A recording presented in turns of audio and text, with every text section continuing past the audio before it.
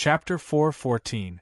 The Empire's Moonwolf 3rd Generation mecha had a single-jet engine and a lightweight outer armor design. Whether it was in terms of quality or firepower, it was not as good as the Federation's standard M52 series mecha. The Empire's soldiers were brave and good at fighting. They could endure hardships and had amazing perseverance. In the design of the Moonwolf mecha, they tried their best to reduce the life support system while leaving most of the power output. Therefore, the Moonwolf mecha had always been known in the universe for its high speed and light speed. Together with the black and green streamlined outer armor, it looked like an alloy spirit beast that silently moved through the forest. It was precisely because of the Moonwolf mecha's unique design and innate danger that this most powerful mecha assault force of the Empire's expeditionary force, Maple Forest Alliance, was able to take advantage of the planet's sea of fire and the desperate stalemate between the northern and southern battlefronts to follow the 17 mecha clans tore open the distorting cracks in the Iron Curtain at all costs to silently and ruthlessly penetrate deep into the southern hemisphere. They arrived at the valley of Qinggong Ridge and followed the tail of the Federation's black mecha. Perhaps this was a trap set up by the federal military, but the Empire's Moonwolf group looked coldly at the possible ambush ahead. This was because they firmly believed that since their full mecha squad could hide from the eyes of the Federation, they would definitely bring a great surprise to the other party. They were very confident in their own strength. 3 black and green Moonwolf mechas suddenly shot out like arrows, separated from the main group and rushed towards the black mecha on the outskirts of the valley. A series of rhythmic yet murderous Imperial language rang out from within the Moonwolf mechas that swarmed out of the valley. Kill that little star. The Maple Forest Alliance's Moonwolf group, a full mecha configuration, had a total of 115 third-generation mechas of the Empire, and they were all mobilized tonight. These outstanding Imperial pilots quickly operated the mechas on their hands and did not reply to the command on the comms system. This was because when they heard that voice, they knew that if they could not kill the Federation national girl in the mecha in front of them today, the commander would definitely kill them all personally in anger. Luo Fu, the leader of the Night Wolf Mecha Brigade, a colonel of the Empire. He was one of the top 5 ace mecha pilots in the Imperial Expeditionary Force. Back then, he had the opportunity to enter the Emperor's Special Mecha Battalion, but in the end, he resolutely chose to follow the Expeditionary Force to a faraway land. It was because he firmly believed that he could only display his abilities on a real battlefield. Through the monitor screen, this Empire elite with a beard as long as wild grass stared coldly at the fleeing black mecha. Listening to the combat power evaluation sent back by the central control computer, he issued the order to attack. The heavy sound of the mecha running echoed through the quiet night sky. Countless mecha gushed out from the mouth of the valley like a stream of greenish-black molten lava, vowing to bury the Federation mecha at the forefront. The central control computer had already given an early warning, but when the other party appeared before them, the Black MX mecha's SSC system and large semi-aperture radar finally confirmed the existence of the mecha horde. This fact made Su Lu feel a tinge of fear towards the camouflage ability of the Empire mecha. At this time, his communication with the command center had already been cut off. The reason he had refused the command center's order to retreat to the southwest was because he knew that once they deviated from the original plan, perhaps the safety of himself and Jian Shuer would be more guaranteed, but the main force lying in ambush ahead would not be able to achieve the results they had planned. Wish me good luck. He felt the slight numbness and itch from every inch of his skin. He took a deep breath, and the warm current in his body instantly spread to every part of his body. Then, through the simulation system that stuck close to his skin, it accurately magnified and transmitted to every part of the MX mecha. His narrowed eyes shone brightly, but his face was rather pale. This was the first time he had seen an Empire citizen up close, the first time he had met an Empire citizen on the battlefield, and this first meeting was a life-and-death battle. Jian Shuer gripped the metal pole beside her tightly, trying her best to get as far away from Su Lu as possible, afraid that she would interfere with his operation. Feeling the slight dizziness brought about by the instant acceleration of the mecha beneath her, she said seriously, "I am a jinx." This was not a joke. In such a tense moment of escape, the young girl was in no mood to joke. She was truly worried that her strange fate would bring misfortune to Su Lu. Su Lu smiled, revealing a mouthful of white teeth. In the dim cockpit, the sunlight was enough to make one feel dizzy. He said, "I am a jinx." That said, he pushed the control stick once more. The MX mecha's twin engines roared to life, and with a deafening roar, the heavy mecha was like a monster. It crashed through a large tree in front of it and then fled into the distance. The mechanical arms of the Empire's Moonwolf mecha opened fire.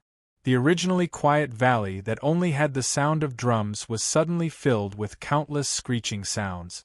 Mountain rocks shattered, clouds of smoke billowed, and high-speed rotating shrapnel shot towards the black mecha in front of them like raindrops. Lav had already received the orders from the Northern Hemisphere Command earlier, so he knew that there might be some kind of danger waiting for his mecha team ahead. However, he was not too worried. With 100 mechas gathered into a torrent, even an entire team of mechanics would not be able to stop him. What made him laugh coldly was that the strange-looking Federation mecha in front of him actually did not change its direction of escape. Could it be that the pilot wanted to use those heavy metal blocks of the Federation to compete with him in terms of speed? In the end, that black mecha was enveloped in a sea of fire and a rain of bullets. He operated the Empire's newest fourth-generation mecha and commanded hundreds of black and green mechas to chase after the enemy.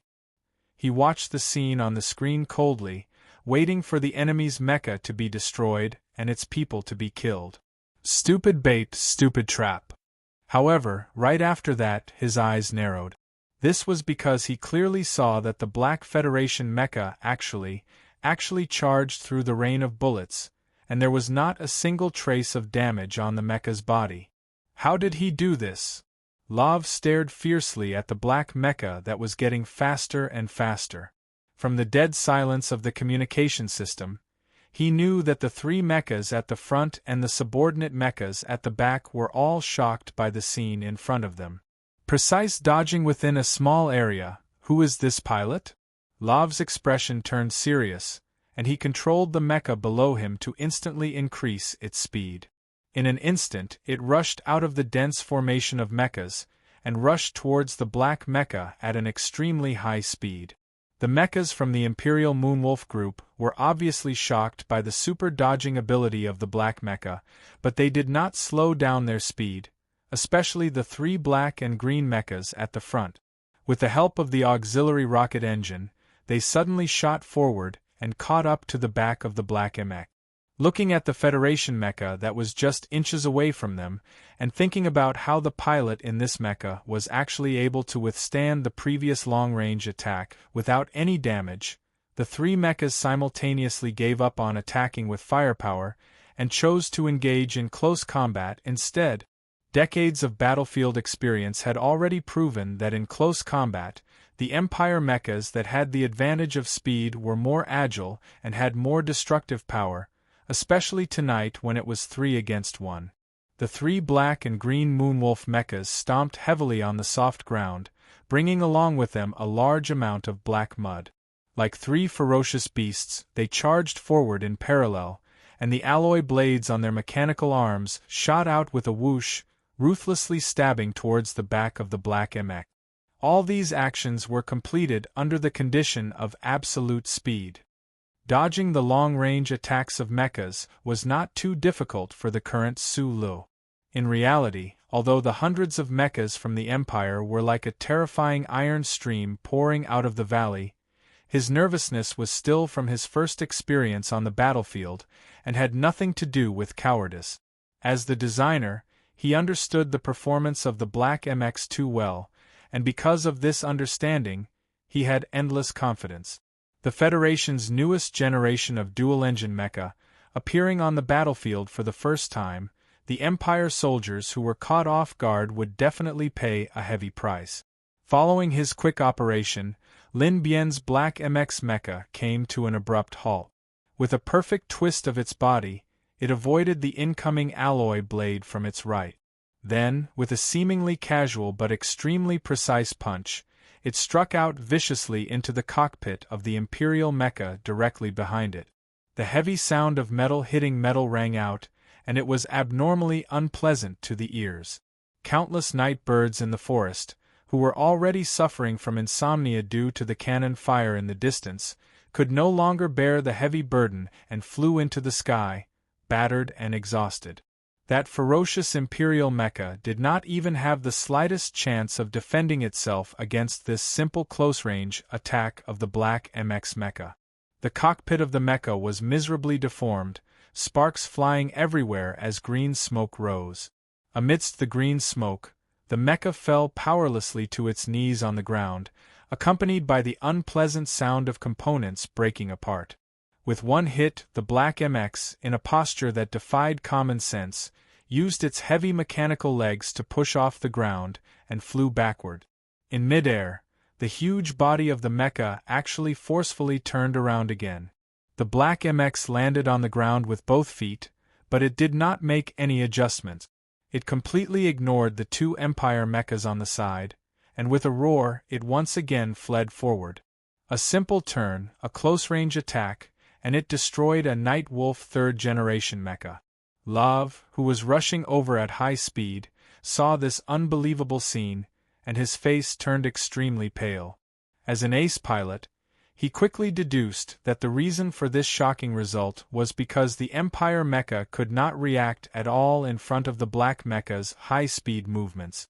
What kind of hand speed was required to execute such a high frequency of mecha movement? Lav did not believe that in this universe there was anyone who could achieve such a hand speed, unless the pilot in the black mecha was the pride of the Empire, the little princess, or the military god of the Federation. Although in the intelligence of the Empire military, there was a lieutenant colonel of the Federation at the Bermuda Mineral Star who seemed to be able to achieve such a level, he did not believe it at all. He only thought that it was a disguise made by the military to cover up their own incompetence. Lav's eyes were like a wolf's, and he stared fiercely at the black mecha in front of him that was moving faster and faster. It was obvious that whether it was the pride of the Empire or the glory of the Federation, neither would appear on this planet at this time. So, there was only one explanation.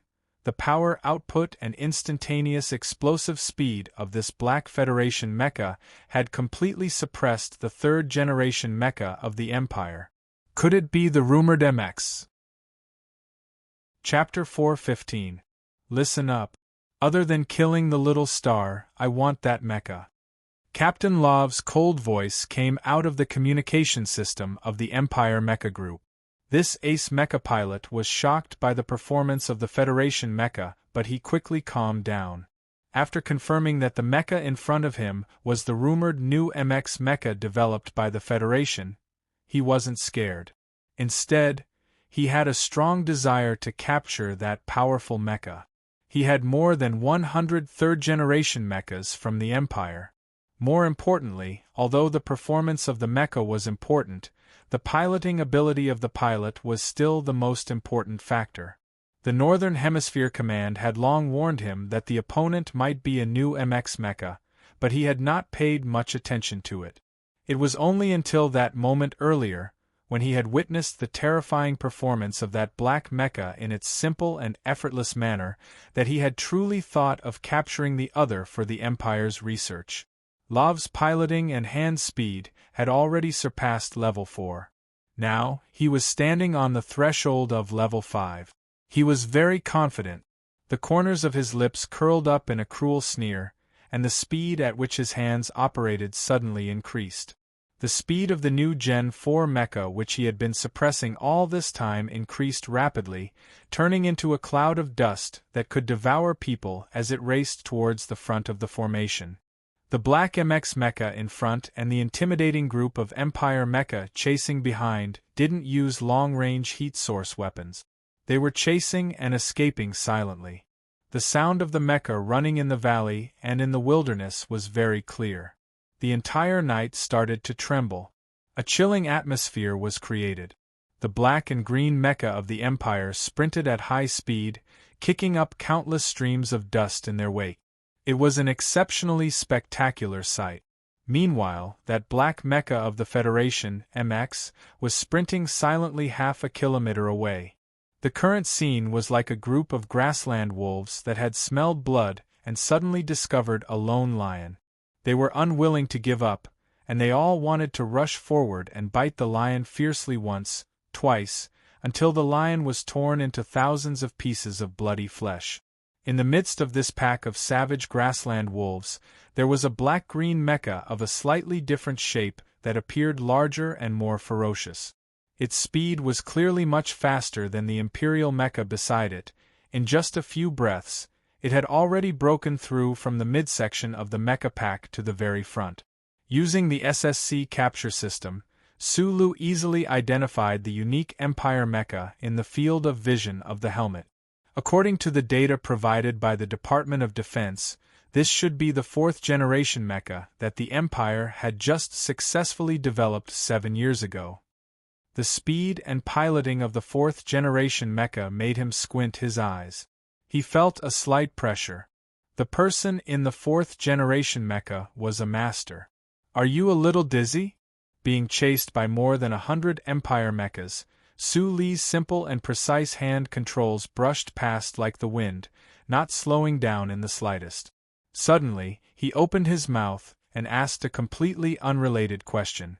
The nation's maiden lowered her head weakly, her right hand covering her slightly exposed breasts. She wasn't worried that Sulu would see anything, but she felt a little stuffy in her chest. Previously, the black MX mech suddenly swept backward, twisted its body, and threw a punch. These seemingly simple actions were all carried out at an extremely high speed. The pilot in the cockpit had to bear an extremely large load. Due to the gravitational pull, the load was even greater than that of the space fighter pilot. Su Li's body was like a well-polished machine. Naturally, there were no adverse reactions. However, Jian Shuer, who sat beside him, suffered quite a bit. If she hadn't been tied tightly to the cockpit, she would probably have been seriously injured. Find something to do and distract yourself. That should be better. Sulu looked at the Empire mecha moving faster and faster in his field of vision, as well as the cloud of mecha behind it. Although he knew that the opponent would not be able to catch up to him, he still felt some trepidation in his heart. In a slightly hoarse voice he said, "Look at this red button. Later, when I tell you to press it hard." Jian Shuer looked at the red button his right hand was pointing at and guessed that this must be some key control of the MX mecha. She raised her head to look at the man beside her and asked in surprise, "You want me to press it?" "I'm afraid you'll get airsick," explained Su Lu seriously. Jian Shuer laughed bitterly. She really didn't know what this man's nerves were made of.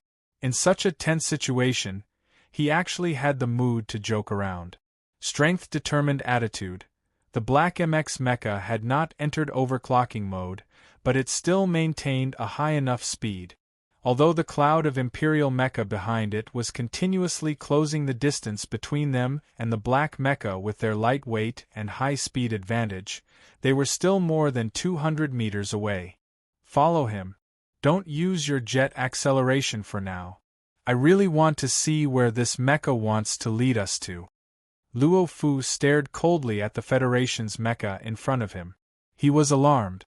The Empire had always had the advantage in terms of speed in mecha battles. However, in tonight's pursuit, this advantage was almost gone.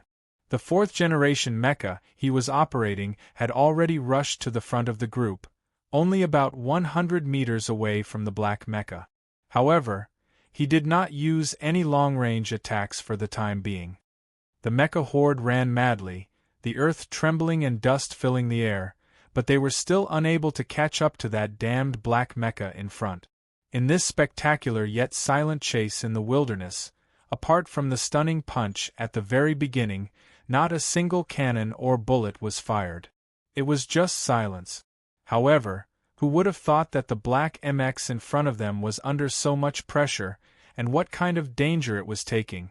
Amidst the silence, the pressure, and the scent of danger, within the 200-meter distance that made Sulu so relaxed and enraged the Imperial Mecha horde so crazily, the black MX and the cloud of Imperial Mecha behind it ran out of the plains, one in front and one behind. Away from the valley, past the forest, across the black plains, a mountain range could be vaguely seen at the end of the road. It was impossible to see the yellowish color of the mountain range in the darkness of the night, but through the precise positioning of the charter computer in his mind and the electronic map on board, Sulu easily determined that the line between Yellow Mountain Ridge and Lonely Mountain Ridge was just ahead. According to the Ministry of Defense's plan, the Federation's ambush force should be here. His eyes narrowed behind his helmet. With a light flick of his right hand, he reconnected with the Federation's command center. In a low voice, he said, "I have already entered the Yellow Mountain Ridge line. More than 100 third-generation Imperial Mecha are 100 meters behind me. Please accept." In the Southern Hemisphere's Federal Army Command Center Hall, the officers who had become abnormally silent and oppressed due to the MX Mecha's automatic disconnection instantly let out a collective sigh of relief when they heard this long-awaited voice. In reality, through the remnants of the glory of the Charter in the Southern Hemisphere, hundreds of officers in the command center had been watching that spectacular escape on the ground. However, it was very difficult for them to grasp the specific situation around that black mecha. The Federation's third-highest commander, General Nelson, frowned slightly and said, "Notify Commander Shaoqing." Then, he turned around and said calmly, "That Empire satellite in the sky can be shot down now."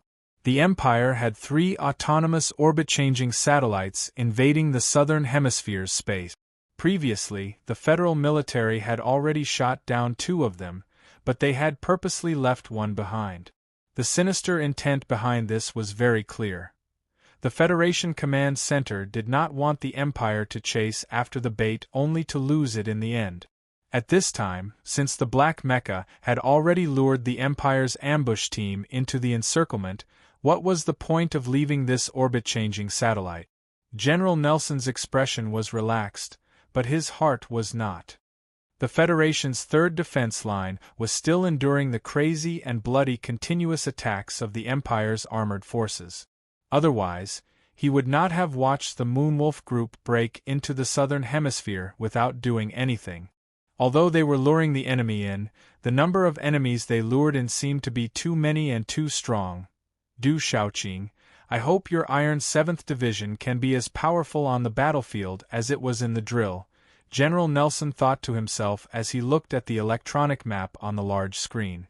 In a situation where they could not receive follow-up support, an entire division of mechanics trying to ambush and eat the Empire's mecha team. This was not something a normal person could do. However, at this time, a sharp alarm sounded in the command center. A military staff officer reported loudly with an extremely ugly expression, "The Empire's backup assault team has infiltrated to the 17th latitude of the south. They are currently following the path of the first wave of mecha teams and heading towards Luochio spaceport." Everyone in the command center was shocked. They all looked at General Nelson. General Nelson waved his hand to indicate that he understood. He seemed to have a well-thought-out plan, but in his heart, he started to feel uneasy. There were too many variables on the battlefield.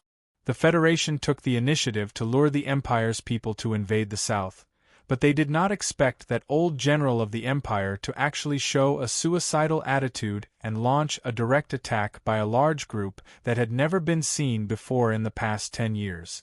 Under the crazy attacks of the Maple Forest Alliance, the Federation's defense line was in danger. The backup military force that was originally in the tactical simulation had no choice but to be deployed to the front line. At least for the next 2 hours, the command center would not be able to deploy any troops to support the front line.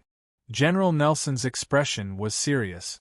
Moonwolf Group and Maple Forest Alliance's 18,000 soldiers. He no longer expected the Iron 7th Division to be able to destroy the enemy. He only hoped that Du Shaoqing could hold on for a while longer. As long as the front line could catch a breather, the Westwood's 8th Army could move to the south, and victory would definitely belong to the Federation. But could the Iron 7th Division hold on for that long? The Empire's people seemed determined to win. Could that black MX mecha escape to Luochio? Standing between the rocks, Du Shaoqing put down the night vision electronic binoculars in his hands and put on his sunglasses again, even though it was late at night and there was no moon. There was no need for the Federation's command center to send a message. The Iron 7th Division hidden on the front line of the Huangshanling Lonely Ridge knew that the person they had been waiting for a long time had finally arrived. Smoke and dust had already risen from the flat field on the left side of the mountain range. In the night, a black MX mecha silently turned into a stream of light and passed through the difficult mountain path below the Iron 7th Division's ambush position. Not far behind him were the 10 mechas closest to the Empire's mecha group. "Get ready," Shimin Jin said to the electronics officer beside him in a low voice. Du Shaoqing took off his sunglasses and coldly glanced at the Black Federation mecha that passed by at high speed. Then, he glanced at the Empire's mecha group that seemed to be moving behind him and said, "Don't panic. Yes, there's still one more chapter. I'll work hard today and should be able to finish it around 11 p.m. Chapter 4:16. He put on and took off his sunglasses. While he was speaking, 10 Imperial Moonwolf mechas roared past and chased after the escaping Black MX mecha. Even though the Iron 7 Division ambushing in the mountains suddenly attacked, they could no longer help the Black mecha. There's a 4th-generation mecha. It should be the leader of the Moonwolf team, Love. He's one of the top 5 ace pilots in the Imperial Expeditionary Force, Shimin Jin whispered. Shimin Jin reminded him in a low voice. He would definitely not question his teacher's command. However, seeing that the Federation's black mech was being chased into danger by the Empire's people, he was a little worried about the pilot and the national girl in the mech. Du Shaoqing's expression was cold and stern as he stared at the Imperial mecha horde in the direction of the Lonely Ridge. He said indifferently, "This is a bag and we are the rope that ties the bag. What are some small fries that slip through? What we want to eat is this entire mecha brigade behind us." If the Iron 7 Division had attacked just now, the Empire mecha horde that had suddenly slowed down for some reason would definitely know that there was an ambush here. If the mecha horde had decided to turn around and retreat, with the high mobility of the Moonwolf mechas, the Iron 7 Division would never have been able to catch up. They could only watch as the enemy turned into dust.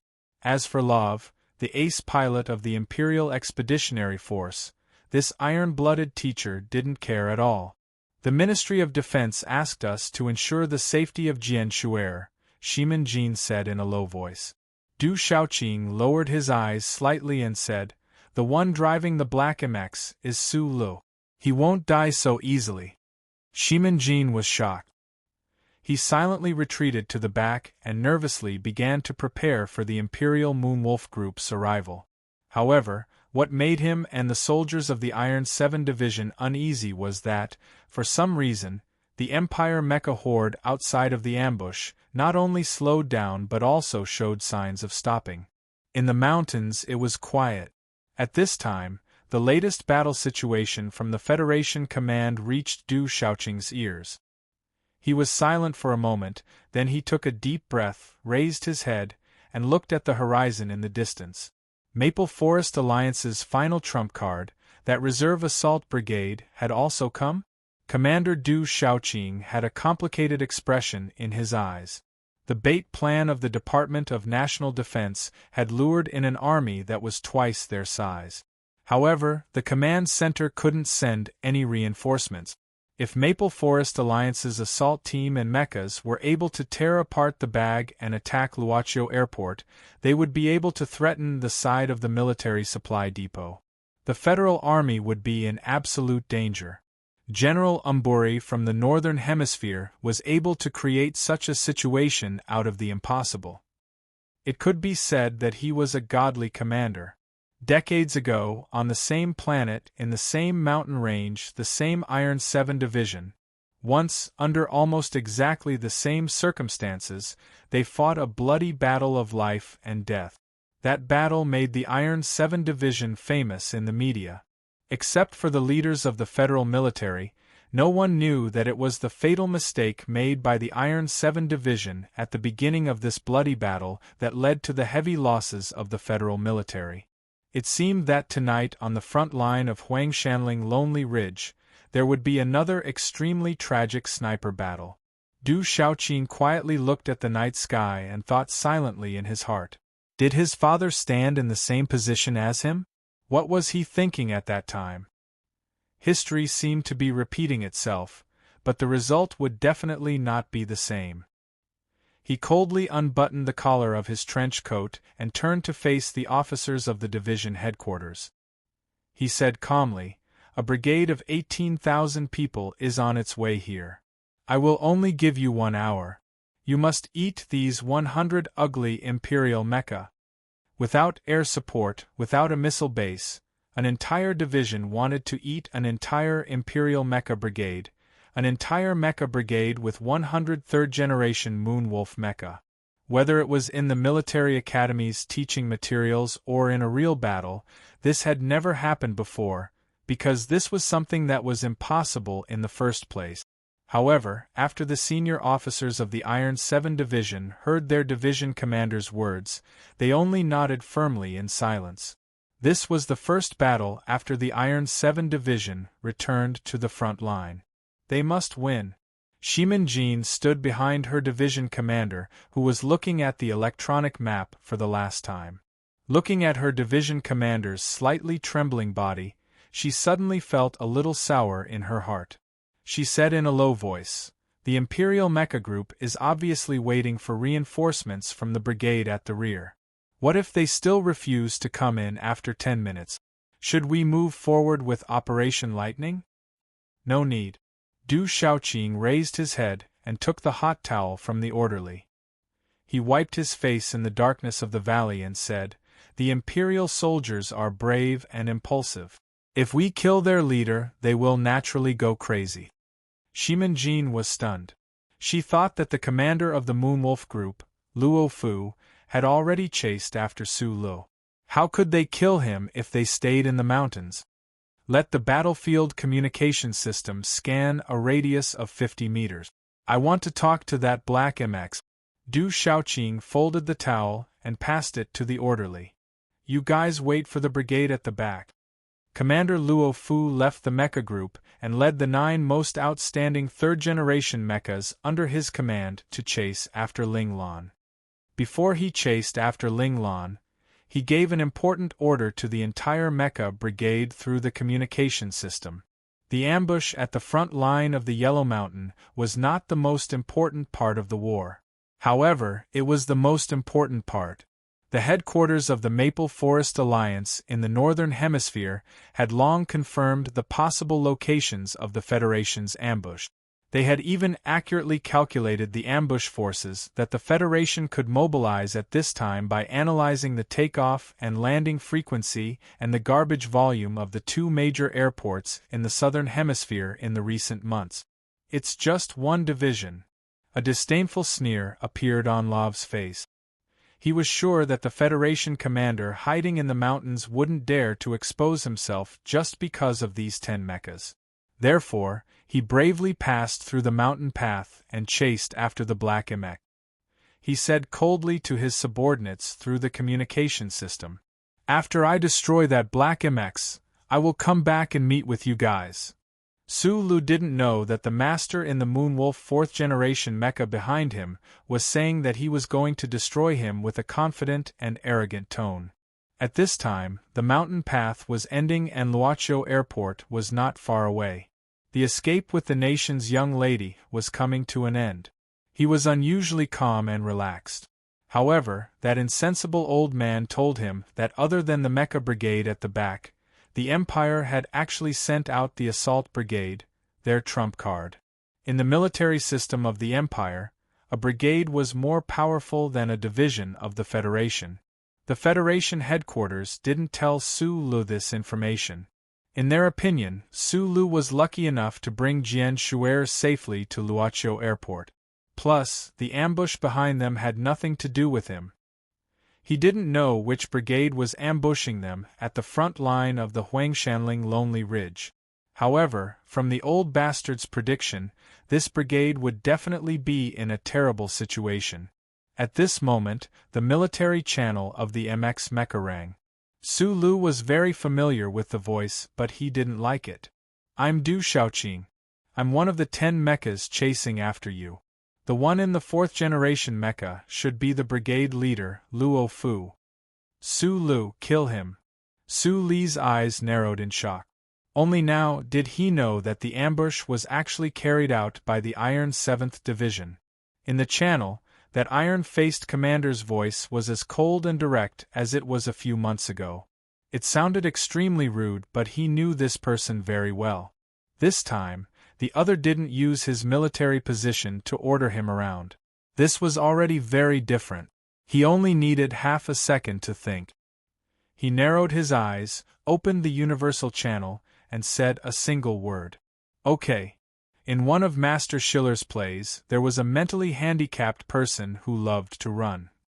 That mentally handicapped person ran all over planet S1, ran all over the capital ring, and in the end, even ran all the way to the Westwoods. He even ran on a spaceship. This mentally handicapped person became a celebrity in human society. Countless people followed him, running non-stop, not asking for a reason, just running non-stop. However, one day, this mentally handicapped person suddenly didn't want to run anymore. He felt bored, so he stopped and then turned around, saying that he wanted to go home, leaving his followers with endless emptiness and the disappointment of the media. Running was a habit. Once started, it was hard to stop. If one really stopped after running for a long time, it would always be hard to get used to. The mechas chased each other for an unknown amount of time tonight. Suddenly, the Black Federation mecha at the end of the mountain road ahead stopped abruptly, then slowly turned around. Out of the 10 Empire mechas, 9 of them stopped for a moment. The pilots in the cockpits couldn't believe what they were seeing. Because of the intense shock in their hearts, their operations were affected. Only that 4th generation Moon Wolf mech, which had an exceptionally strong contrast between black and green, did not slow down in the slightest. Instead, the rocket jets at the back of the mech instantly shot out, the powerful propulsion causing its speed to become incomparably fast. Just this small detail was enough to prove that Captain Love of the 4th generation mecha had the most determined mind and the most ruthless eyes of an ace mecha pilot. With a straight arrow of smoke, the 4th generation Moon Wolf mecha charged towards the Black mech. At such a high speed, this mecha even used the mechanical arm on its right hand to draw a symbol in the air. Su Lu was a professional soldier, so he didn't have much understanding of the universal machine language. Thinking back to the time when he was in Yue University, when he had a mecha battle with that officer of the First Academy, it had caused quite a commotion. However, he could roughly understand what the Empire mecha pilot was trying to say. Thus, wearing the simulation system, he did not hesitate to give the mecha a middle finger. At the same time, in the dim cockpit, a slender index finger pressed hard on the red button. Amidst the hissing sounds of compressed air, a few heavy components of the Black MX body shot out one after another, smashing onto the ground. Surprisingly, the thick armor on the right shoulder did not fall off, and the middle finger of the right alloy hand stood straight up, facing the enemy. This MX was a special mecha that Shang Qiu had specially modified for Su Lu. Originally, it did not have the fire control system that most normal pilots would need, so the components fell off very quickly. In just 0.1 seconds, the Black mecha had officially entered overclocking mode. At this time, The fourth-generation Moon Wolf mecha had already arrived in front of the Black MX with an unstoppable momentum. The next moment, Lav's pupils suddenly shrank in the cockpit. This was because the Federation mecha in the vision of his helmet had disappeared. A strong sense of danger surged into his heart. Relying on his rich battle experience, Lav roared and forced himself to turn around in an instant. The black and green mech forcefully turned around at high speed, its thick mechanical arm blocking the front, just in time to block the silent punch from the night sky. With a low hum, the Black MX mecha's powerful twin engines were fully displayed in this one hit. The fourth-generation Moonwolf mecha was forced to retreat. Then, the Black mecha forcefully increased its speed again. It turned into a flash of lightning and once again attacked the chest of the Black Moonwolf mecha. The speed of the Black MX was too fast, and the frequency of its movements was too fast. It was like countless rocks falling from a mountaintop, striking the surface of the Moon Wolf mech's armor with crisp and powerful sounds, producing a continuous series of dull pa-pa-pa-pa-pa sounds. Lav's face was pale. He pushed his control to the limit. In this life-and-death situation, he had already performed beyond his usual standards. However, he still could not keep up with the Black mecha's movements. The Black MX dodged at high speed on the mountain path. There were no afterimages. It was just like a flash of lightning or a ghost. To Lav, it was more like a sharp and powerful bullet that he was terrified of. It kept shooting towards his face. Bullets could not turn, but this Black MX was able to move in a straight line at high speed. It was like a high-speed bullet that was bouncing back and forth in an alloy plate. What kind of hand speed was required to perform such a terrifying control? Or rather, what kind of freakish hand was required to perform such a control? Or rather, it was impossible to perform such a control by hand. When the 9 third-generation Moonwolf mechas of the Empire rushed to the battlefield, they were greeted by this shocking sight. They could only watch with their own eyes as the Moonwolf mecha controlled by Commander Lav was continuously bombarded by the Black MX of the Federation, unable to retaliate at all. Under such immense shock, they were unable to react at all. According to the memories of a pilot who had survived the incident, he had never seen such mecha piloting in his entire life. He could not understand how a mecha weighing dozens of tons could perform such unimaginable maneuvers. The ground of the mountain path had clearly festered, but that Federation pilot had not been able to slow down the Black mecha's movements in the slightest. What had left the deepest impression on the surviving pilot was the close combat style of the Black MX mech. The strong mecha fighters all had their own close combat style. Lieutenant Colonel Li Feng was bold and violent, Bai Yulan was sinister and silent, and Zhou Yu was serious and serious. As for the Black MX controlled by Su Lu, in this first battle, the style it displayed was simple and direct. It could even be described as plain. Su Lu understood the structure of mecha very well. Although the mecha designs of the Empire and the Federation were very different, the two sides of the universe had the same thinking habit. There was not much difference in terms of ideology. Therefore, every time he attacked, he would often attack the most inconspicuous part of the Black and Green Moonwolf mecha. Only the mechanics would understand the key points of the mecha. It was extremely precise and precise. Simple, direct, plain, precise, and precise. When these 5 adjectives were stacked together, the style was mixed into a pile. When it was combined to the extreme, it became a silent ruthlessness, a silent suppression. In the 4th-generation Moonwolf mecha, Captain Lav clearly felt the terror of this style. He was the ace pilot of the Empire. However, when he came here arrogantly, he was in despair. Although the Moonwolf mecha was able to avoid 3 lightning strikes from the Black MX's tooth-edge alloy blade, his heart was getting colder and colder. He was getting more and more desperate. That dark and helpless danger was about to take over his mind. A crisp sound rang out. The black light condensed into a single point. That was the Black MX that had stopped moving. The black mecha pulled out a spinning alloy blade from the edge of the cockpit of the 4th-generation Moonwolf mecha. For any mecha, the front of the cockpit was definitely the strongest defense. However, the black mecha continuously threw 7 or 8 heavy punches at that spot, followed by a final stab. No matter how strong the armor of the Empire mecha was, it was finally broken. Sparks shot out from the edge of the cockpit. However, the black mecha still stubbornly did not fall. After entering overclocking mode, the black MX's right shoulder fire control system, which was the only part that did not fall off, flipped out from under the armor. It aimed at the sparking cockpit of the 4th-generation Moonwolf mecha and blasted it. With a boom, the 4th-generation Moonwolf mecha fell to the ground. Immediately after, the black MX lifted its heavy mechanical leg without hesitation and stomped on the already deformed cockpit of the Empire mecha. Green smoke billowed and blood flowed out. 4 seconds. From the moment the two mecha came into contact to the end of everything, only 4 seconds had passed. The other 9 Empire mecha did not have the time to react, nor did they have the ability to participate in this terrifying mecha battle. They stared at the black mecha that was turning around, and at the burning Moonwolf mecha beneath its feet. They stood frozen on the mountain path in shock. In the dim cockpit of the black MX mecha, Jian Shuer's eyes were tightly shut, her long eyelashes fluttering non-stop.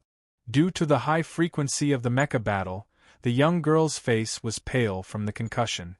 Her brain was in a daze, and she could not speak at all. However, she vaguely knew that she was still alive, while the Empire mecha was dead. Su Lu took off his helmet.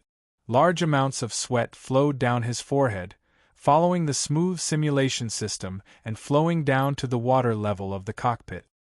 His face was pale, and a trace of complex emotions appeared in his slightly narrowed eyes. He did not immediately attack the 9 third-generation Empire mecha. This was because he was currently very weak, very tired, and even very hungry. Although the previous mecha battle had only taken 4 seconds, who knew how many controls he had done in those 4 seconds? Through the simulation system, the joystick, and the touchscreen, he had used 3 complex methods to control the black MX. That was how he had gained the absolute advantage in front of the Empire Ace mecha pilot. However, after the battle, he had used up too much of his stamina and energy. Opening the universal channel, Su Lu wiped the sweat from his lips and beard. Panting, he spoke to the Iron 7th Division and Du Shaoqing, who were ambushing him in the mountains. Already killed. Chapter 4:17. Kill him! I've already killed him. Du Shaoqing held the mini-communicator and sent out orders to the black MX mecha, which had already escaped from the valley. In less than half a minute, the black MX mecha in the distance gave a clear and forceful response. These 2 simple sentences made the expressions of everyone in the Iron 7th Division on the peak change drastically. The officers knew very well that the person in the Moonwolf 4th Gen mecha was the Empire's ace pilot, Love. Facing such a strong opponent, could it be that the Black MX only used such a short amount of time to end the mecha battle and kill the opponent? At this moment, the conversation between the commander and Su Lu still seemed to be echoing in the quiet peak, reverberating in their ears. Everything happened so quickly that the officers couldn't react in time. They looked at the commander in the command center in shock as he turned on the high-powered battlefield communicator. Shimin Jin had been carefully monitoring the Empire's mecha group outside the valley. The relevant tactical simulations had already been completed. All the combat units under the command of the division knew the tactical details of this ambush by heart. He shouldn't be so nervous, but this was the first time the Iron 7th Division was on the battlefield. A real battlefield was very different from a mock battle. Furthermore, the backup assault team of the Imperial Expeditionary Force had more than 10,000 people, and they were already on their way. There wasn't much time left for the Iron 7 Masters. Fortunately, the Black MX was able to kill the Imperial Mecha captain cleanly behind the mountain with a few simple words. Compared to his colleagues, he he woke up faster. This was because he had seen how terrifying the MX under the control of Sulu was when he was at the bottom of the Blue Pond Valley on planet S1. Looking at the back of her teacher, Shimin Jin's heart surged with a trace of complicated emotions. This kind of emotion was not because Sulu had killed the Empire's ace mech pilot in seconds, but because of the extremely concise conversation between her teacher and Sulu. From the commander to the most common soldier in the Iron 7th Division, no one liked the young lieutenant colonel who had joined the army halfway. Sulu believed that he didn't have a good impression of the Iron 7th Division either. However, Du Shaoqing did not even give it a second thought before handing over the crucial task of luring the Empire's mecha fleet into the valley to the other party. Sulu didn't even think about it before agreeing to it and completing it in an extremely efficient manner. What did this mean? This represented absolute trust and confidence. Division Commander Shaoqing had absolute confidence in Su Li's abilities, and Sulu also had absolute confidence in Du Shaoqing's military judgment. Furthermore, he believed that a model soldier like Du Shaoqing would never harm his comrades on the battlefield. That was why he did not hesitate to turn around and take a huge risk to kill a person for the Iron 7th Division. This kind of trust did not happen between brothers who had gone through life and death together. It happened between two people who were natural opposites and had a deep hatred for each other. The meaning behind this was very moving. Du Shaoqing did not care about what his subordinates were thinking. He waved his hand with a cold expression on his face and signaled the troops to start preparing. Then he connected to the battlefield high-power communication system and said into the sound receiver, "Love is dead." He spoke the Empire language, a very standard Empire language. Since a long time ago, the entire Iron 7th Division had started training in this area because they knew that one day they would have to go to the front line and deal with the Empire people face to face. In the division headquarters, Du Shaoqing's voice was calm and deep. However, in the next moment, a loud voice suddenly rang out from the countless mountains and valleys along the Huangshanling Lonely Ridge. Love is dead. The Federation's battlefield communication system transmitted this sentence through the high-power loudspeaker. The loud voice resounded through the mountains and shattered the quiet night sky of the southern hemisphere. It was clearly transmitted to the Imperial Moonwolf group that was on alert and waiting for reinforcements at the edge of the valley. Almost at the same time, in the dark valley, following Du Shaoqing's cold voice, countless bright light beams lit up. In the crevices of the mountains and in the rock formations, the high-brightness searchlights that the Iron 7th Division had set up in advance instantly lit up the entire sky and the valley. The dark yellow rock surface of the mountain finally showed its true color under the bright light. The Imperial Moonwolf group outside the valley was illuminated by the bright light and couldn't hide. On the gentle slope of the valley, the Federal military's mountain grenade launchers also took off their disguise. Countless composite armored vehicles and armed infantry of the Federation revealed themselves and aimed at the hundreds of third-generation Moonwolf mechas from the Empire. The air strike force of the Empire and the Federation was on the third line of defense in the southern hemisphere right now. They were chasing each other at high speed like streams of light, providing support for the extremely cruel offensive and defensive bloody battle on the ground. There was no way for them to provide support. Therefore, the Iron 7th Division actually gave up on the usual flares and chose to use searchlights to illuminate the sky and the ground at the same time. The mechas in black and green quickly left the dense cannons and hid behind the mountains and giant trees. Using these natural shelters, they blocked the first wave of cannons from the Federation. Right now, there were two paths in front of the Moonwolf group. The first was to give up on the 10 mechas that had already rushed past the valley, including their commander, Love. They would immediately retreat and leave the Huangshanling Lonely Ridge area. As long as the mechas increased their speed, the Federation's ambush team wouldn't be able to catch up with them. The second path was to attack the valley and weaken the Federal Army's combat power at all costs. They would avenge their commander and delay the Federal Army for the Empire's assault team. In fact, an entire mecha team did have this ability. Although the valley area was convenient for ambushes, once the mechas broke in, their high mobility would be the nightmare of the Federation's mechanical army. Commander, 17 mechas are slightly damaged. Only 2 mechas have lost their mobility. The smoke and flames that filled the sky outside the valley, as well as the violent explosions there, had become much quieter by the time they reached the peak. However, Shimin Jin's voice was still very loud. Got it. Du Shaoqing had a cold expression on his face. He silently looked at the trembling ground under his feet. He looked at his subordinates who were bravely charging in the mountains. He was very satisfied with this terrible result.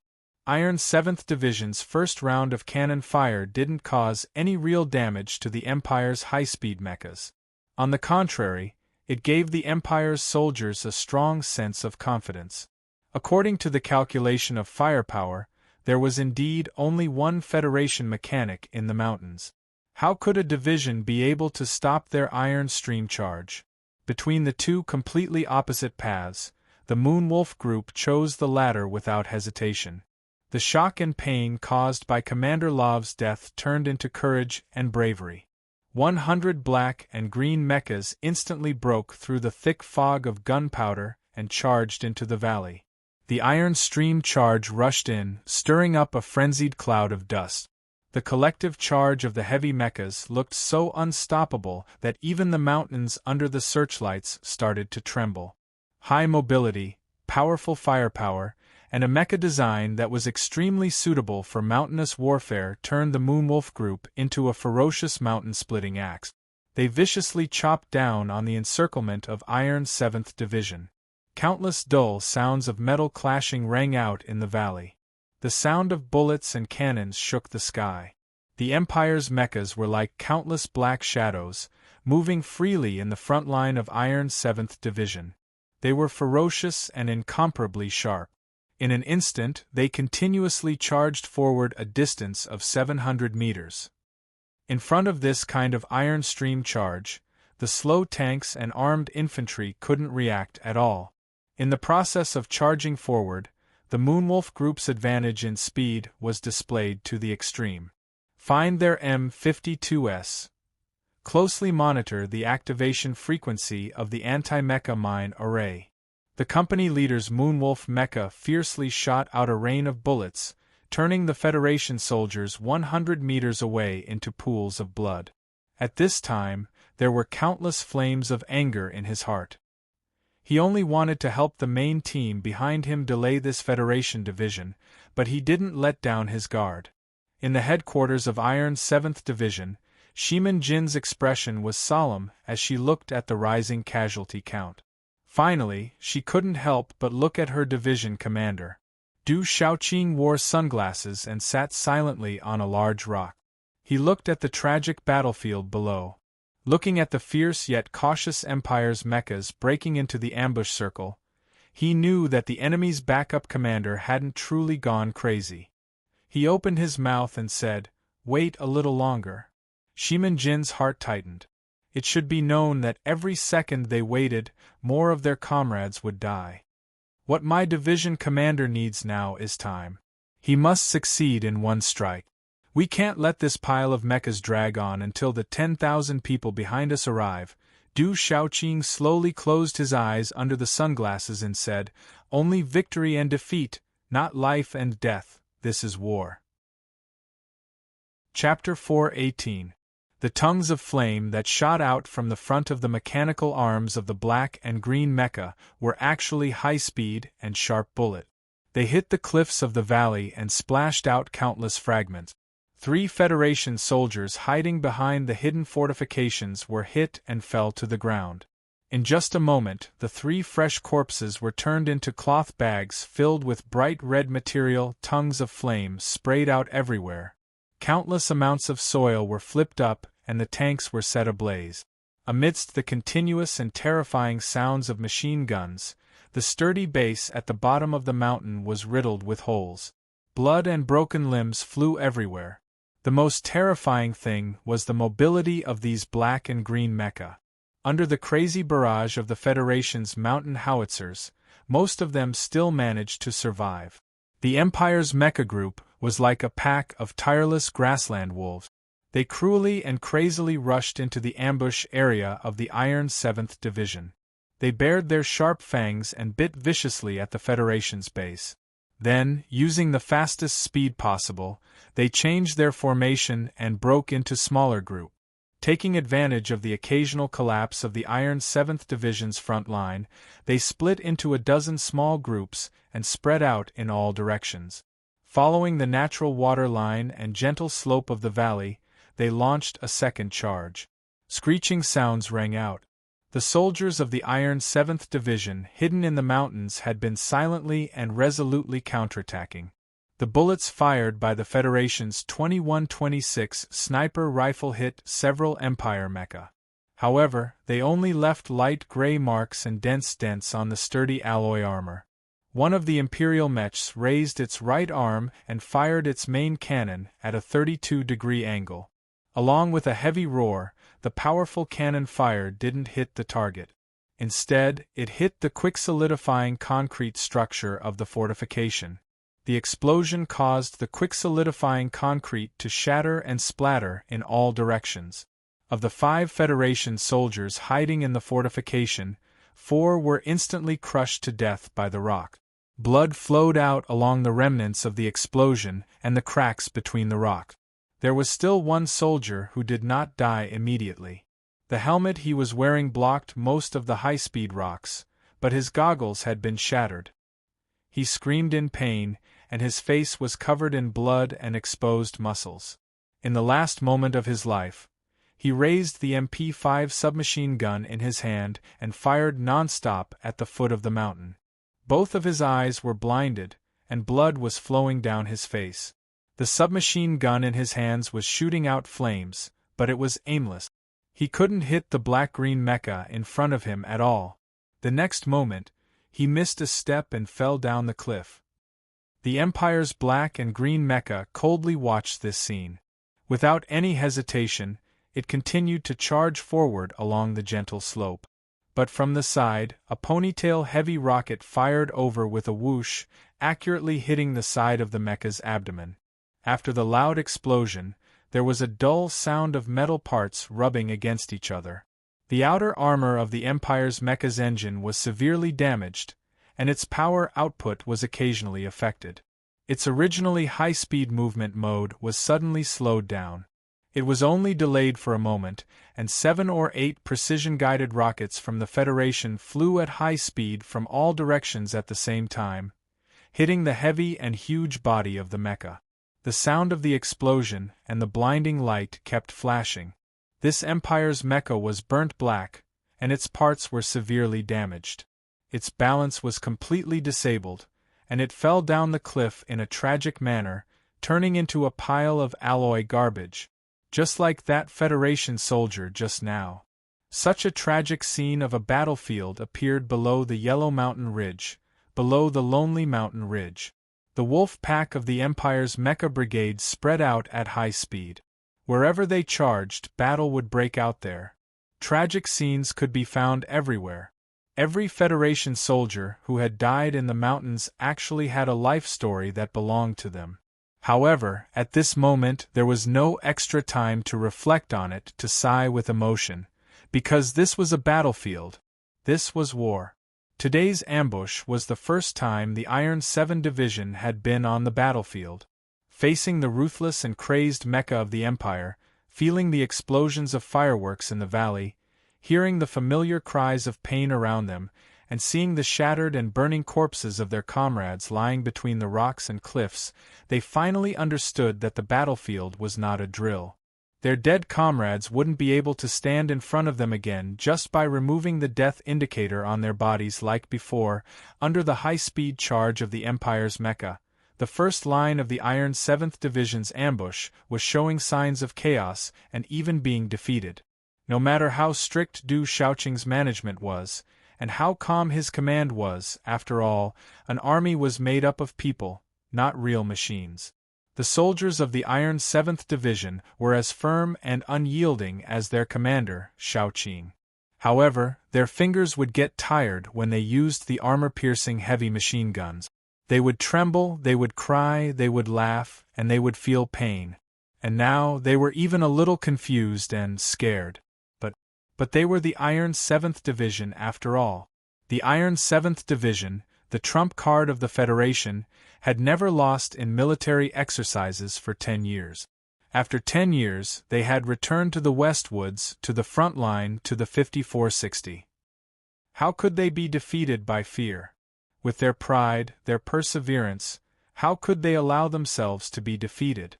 The soldiers of the 3rd Regiment of the Iron 7th Division, who were in charge of the first line of ambush, finally exploded at the most critical moment.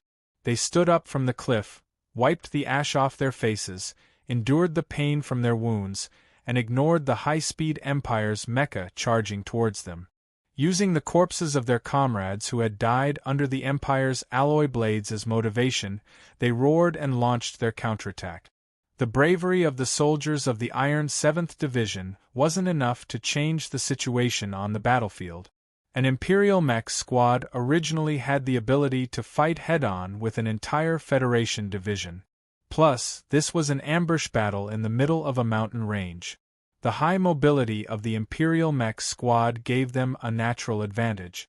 In fact, if the Federation's Ministry of Defense didn't misjudge the type of Imperial armies that were attacking them, then the Iron 7th Division's choice of location for the ambush would definitely have a deeper meaning. The fierce battle quickly spread out from the entrance of the mountain valley in all directions. In order to avoid the coverage of the Federation's mountain grenades, the Empire's mecha squad had to spread out in all directions. They also had the ability to complete this kind of spread-out battle. Looking at the red smoke under Silent Hill in the distance, Shimin Jean put down her electronic binoculars. Her mood was very bad. One of the Empire's mecha squad had already rushed past the anti-mecha mine formation. Although the turbulent explosion had a good effect, it didn't cause any fatal damage to the enemy. Plus, with the high speed of the Empire's mecha, the Federation's rocket launchers didn't have much of an effect. If the Ministry of Defense could distribute ACWs, the 3rd Division wouldn't have to fight so hard. The Federal Army's normal anti-material sniper rifle couldn't cause fatal damage to the 3rd-generation mecha of the Empire, unless the ACWs were paired with high-rotation speed tungsten alloy armor-piercing bullet. However, that legendary big gun was too expensive to make. Even if the Ministry of Defense's General Assembly base wanted to, the Budget Committee of Parliament Hill couldn't approve it. The division headquarters was dead silent. The officers were working hard in front of their workstations. No one dared to look at the division commander sitting at the back. Faced with the ferocious attacks of the Empire's mecha fleet, the Iron 7 Division had only sent out 1 regiment so far. Even the amount of ammunition they had was limited to 1/3 of the original limit. No one knew what the division commander was thinking. Du Shaoqing sat silently in his chair. His hands, which were wearing lambskin gloves, rested on his knees. No one seemed to have expected that the youngest Major General of the Federation, who was highly valued by the President and the military, was also stepping onto a real battlefield for the first time. In the eyes of the soldiers of the Iron 7th Division, Division Commander Shaoqing was like a god. There was no way he would make a mistake. So, at this moment, no one noticed that the veins at the corner of his eyes were popping under his sunglasses. The federal military's plan on this planet was to cast a net. They would use Jian Shuer as bait to lure the Empire's people to the south. Then, they would use the Westwoods army on the dividing line between the north and the south to pull the net north. They would trap the Imperial Expeditionary Forces Maple Forest Alliance. Then, they would use the Iron 7th Division to tie the last rope. But old General Ambly of the Empire obviously didn't see through this was a trap. He didn't know why, but from the very beginning, he launched a fierce attack on the dividing line between the north and south, tearing the Federation's net into pieces. In this way, The rope that was the Iron 7th Division had to face the surprise attack of the Imperial Mech Squad and the Assault Brigade. It should be known that the combat power of a mech squad was already terrifying. Not to mention, the size of the Imperial Assault Group was even bigger than a division of the Federation. The rope became the bottom of the net without any cloth covering it. The mission of the Iron 7th Division was extremely difficult. Westgate, more than half of the Empire's mechas on this planet are under our watch. It's already very good that the Iron 3rd Division is doing so well. Du Shaoqing calmed down. Because of the current situation, he had to take down all 100 Empire's mechas in the shortest amount of time and at the lowest cost. No, now there were only 86 mechas left. Only then would the Iron 7th Division be able to deal with the Imperial Assault Group that was about to arrive. That was why the Iron 7th Division had been suppressing most of their firepower since the start of the battle. They had to lure the crazy Empire's mechas into the depths of the battlefield and make it impossible for them to escape. However, the Iron 7th Division had to pay the smallest price, while the soldiers on the front line had to pay the heaviest price. Waveband appeared. Waveband appeared. The electronic alarm of the Empire's mechas rang out in the internal communication network of the Empire's mechas. Boom, boom, boom, boom. The Federation's anti-mecha lightning arrays buried in the mountains all exploded. The earth trembled as a result, and the valleys turned yellow as a result. Magnificent smoke and streams of light continued to linger in the night sky that seemed to be burning red. The Empire's mechas that had already scattered into formation scattered once again. Like countless balloons that had been blown apart, they became even smaller balloons. The leader of the first company of the Moonwolf Group looked at the magnificent explosion behind him through his vision. After confirming that there were still around 80 mechas that were fine, his confidence increased again. However, he was still a little worried about his leader's life. Leader Love was a hero of his generation. He wanted to capture the Federation's MX mecha alive, but he was killed by the MX mecha. Could it be that the Federation's new MX mecha were really that terrifying? Fortunately, the Federation didn't have the ability to mass-produce them yet. Just as the company leader was thinking this, his pupils suddenly shrank. Chapter 419. This was a battlefield, this was a war, this was not a stage play, this was not a deliberate climax, this was a sudden effect deliberately planned by Du Shaoqing. It was like a flash of lightning changing the shape of the sky, like a fire igniting the screen of a cinema, suddenly appearing, shocking the mecha of the Empire. They couldn't help but tremble, they suddenly felt the shadow of death. They didn't want to die, but they suddenly felt the shadow of death.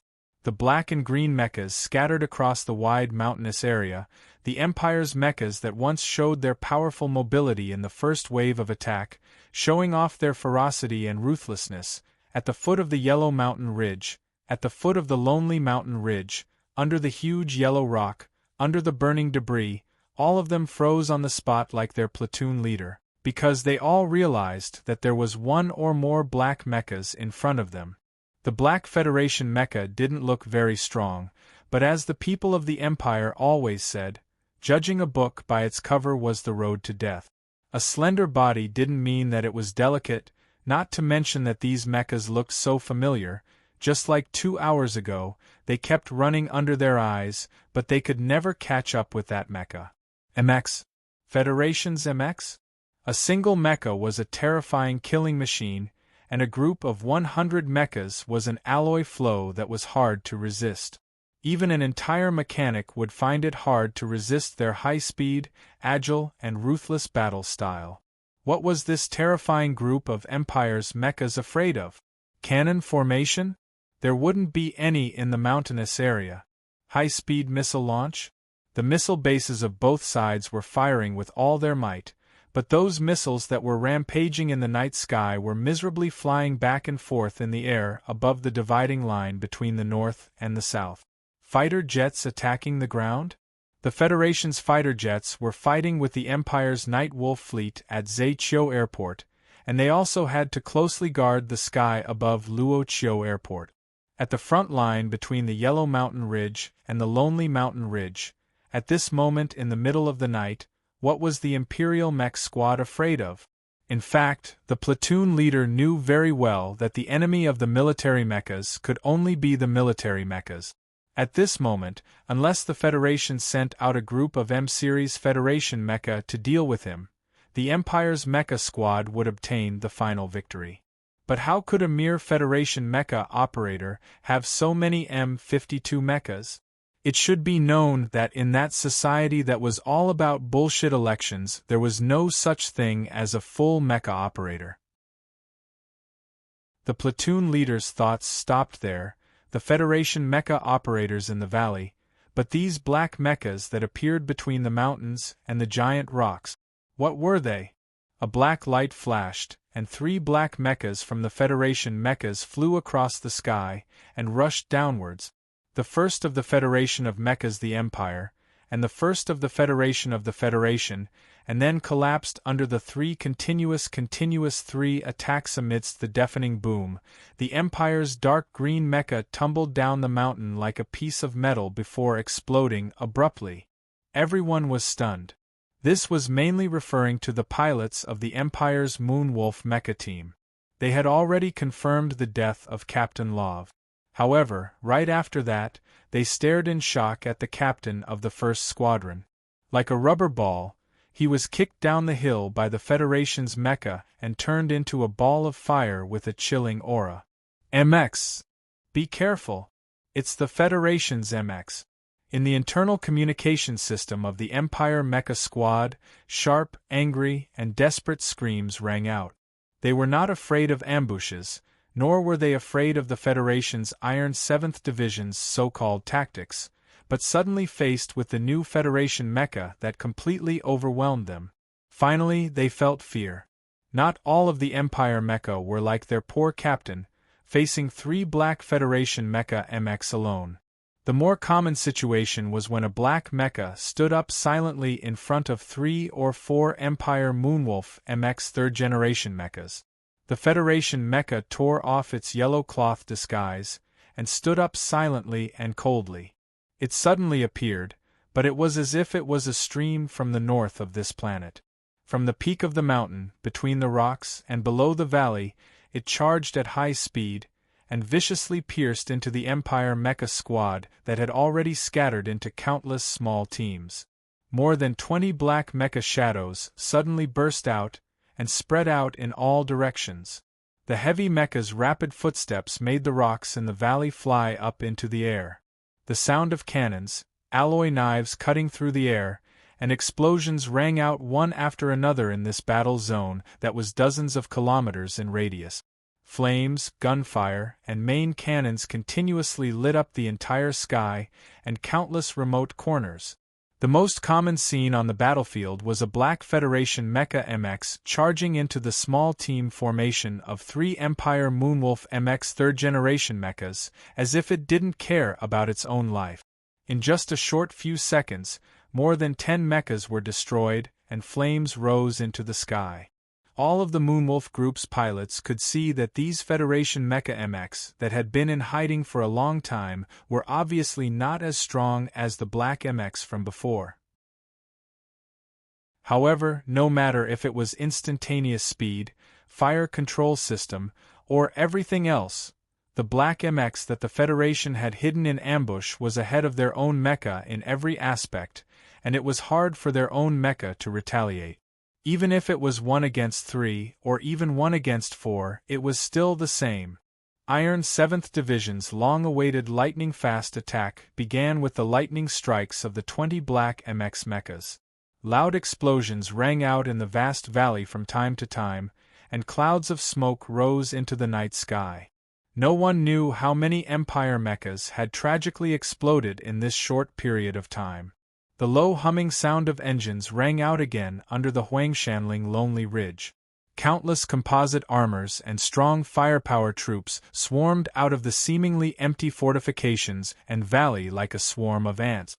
Like flowing water, they spread out and rushed in all directions along the valley's terrain. all of the Iron 7th Division's regiments and all of the long-range firepower troops poured out in torrents, and their momentum shook the heavens. The strongest firepower unit of the Iron 7 Division, which had been in hiding until now, didn't participate in the mecha battle at the center of the battlefield. The soldiers drove the war chariots, leading the concentrated firepower base, and drove out of the valley with stern expressions. The mecha battle at the center of the battlefield was already in full swing. More than 20 Federation MX mecha were entangled with an entire mecha clan of the Empire like scattered bubbles, sharing life and death with each other, loving each other, unable to be separated. Iron 7th Division's firepower formation that hadn't been activated all this time couldn't carry out any long-range attacks at all. In the high-speed mecha battle that looked like streams of light, any coverage from the firepower would hurt their own MX mechas. In reality, Iron 7th Division didn't have the intention to carry out any long-range attacks at all. Countless mechanical troops passed by the burnt fortifications, passed the corpses of their comrades, and silently walked into the distance. Nearly 10,000 Federation soldiers and the most advanced tanks used the shortest amount of time to seal off the valley around the battlefield. The majestic Iron 7th Division didn't care about the intense mecha battle at the center of the valley at all. They began to change their formation.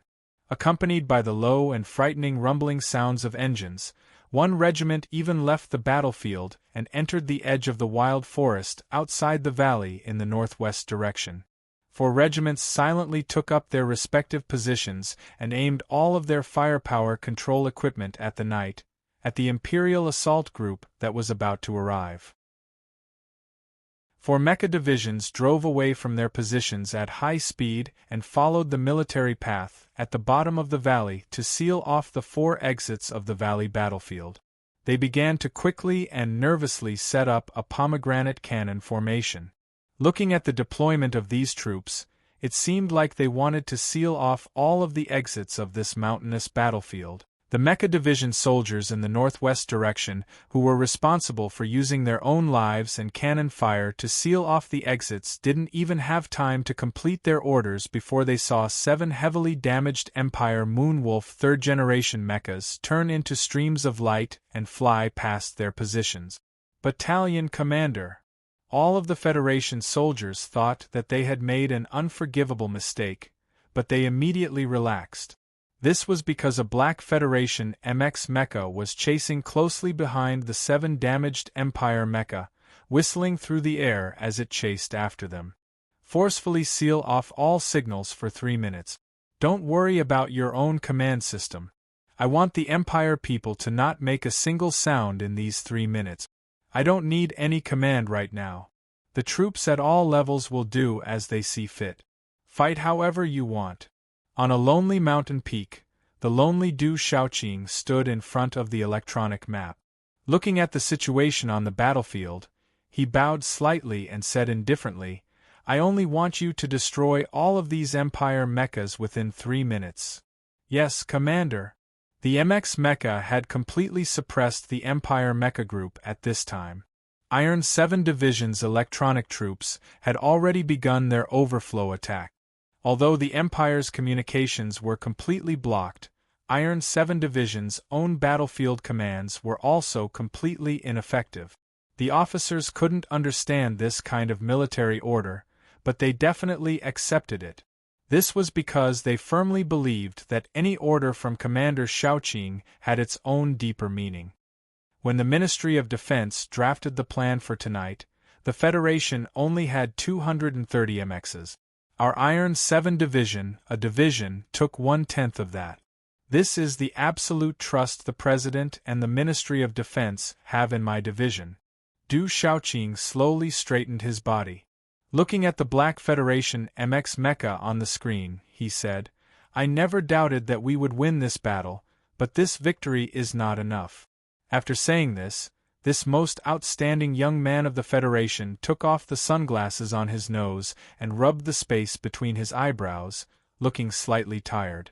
luring the Empire Mecha Group deep in, using horizontal fire and anti-mecha minefields to force the Empire Mecha Group to scatter, then sending the MX Mecha out, 1 against 3. Everything that happened on the Huangshanling Lonely Ridge battlefield was all within his calculations. If he had used the MX Mecha Group attack from the start, or if he had thrown in all of Iron's 7 Division's forces, the Imperial Moonwolf Group would have been utterly defeated, but there was always the possibility that a few mecha would have escaped. And he, Du Shaoqing, didn't want any of these Empire mecha to survive and spread a single word. I have the MX, the stubborn enemy is helpless. However, not only did he want to take down this mecha brigade, he also wanted to give the Imperial Assault Group behind them a surprise. Outnumbered, and in this dangerous moment on the battlefield, he still had such ambition, such determination, and such fighting spirit. Other than the Iron 7 Division, other than this cold-faced Commander Shaoqing, who else could it be? Chapter 420. At this moment, in the lonely mountains of the Yellow Mountain Ridge, more than 20 black mechas with a hint of elegance, but they were still heavy enough to crush the rock surface. They were jumping up and down, flames spurting out of their arms as they dodged and dodged at high speed, defeating the black and cyan mechas of the Empire one after another. A few months ago, the Shell Motor Company and the Ministry of National Defense had jointly produced more than 200 MX mecha. Naturally, there were more now, but they still needed to go through a series of pre-battle tests and adjustments. Right now, there were less than 100 mecha that could actually be used in battle. On Planet 5460, the Federation had invested 50 of them, and the Iron 7th Division had taken half of them. The standard MX mecha had only been officially set last year, and in just one short year, it had already been officially distributed to the frontline troop. This was the federal military's biggest secret and source of confidence. The Ministry of National Defense dared to set up such a situation for the Imperial Expeditionary Force on this border planet. Even though the early stages of the battle had been so tragic, the frontline command had still forcefully endured it, ignoring the front line of Huangshanling Lonely Ridge for the sake of the bigger picture. It was also because of this.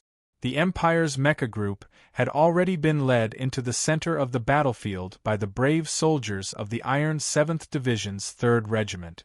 Faced with the sudden appearance of more than 20 high-performance MX mecha, the Empire's mecha group was on the verge of collapse.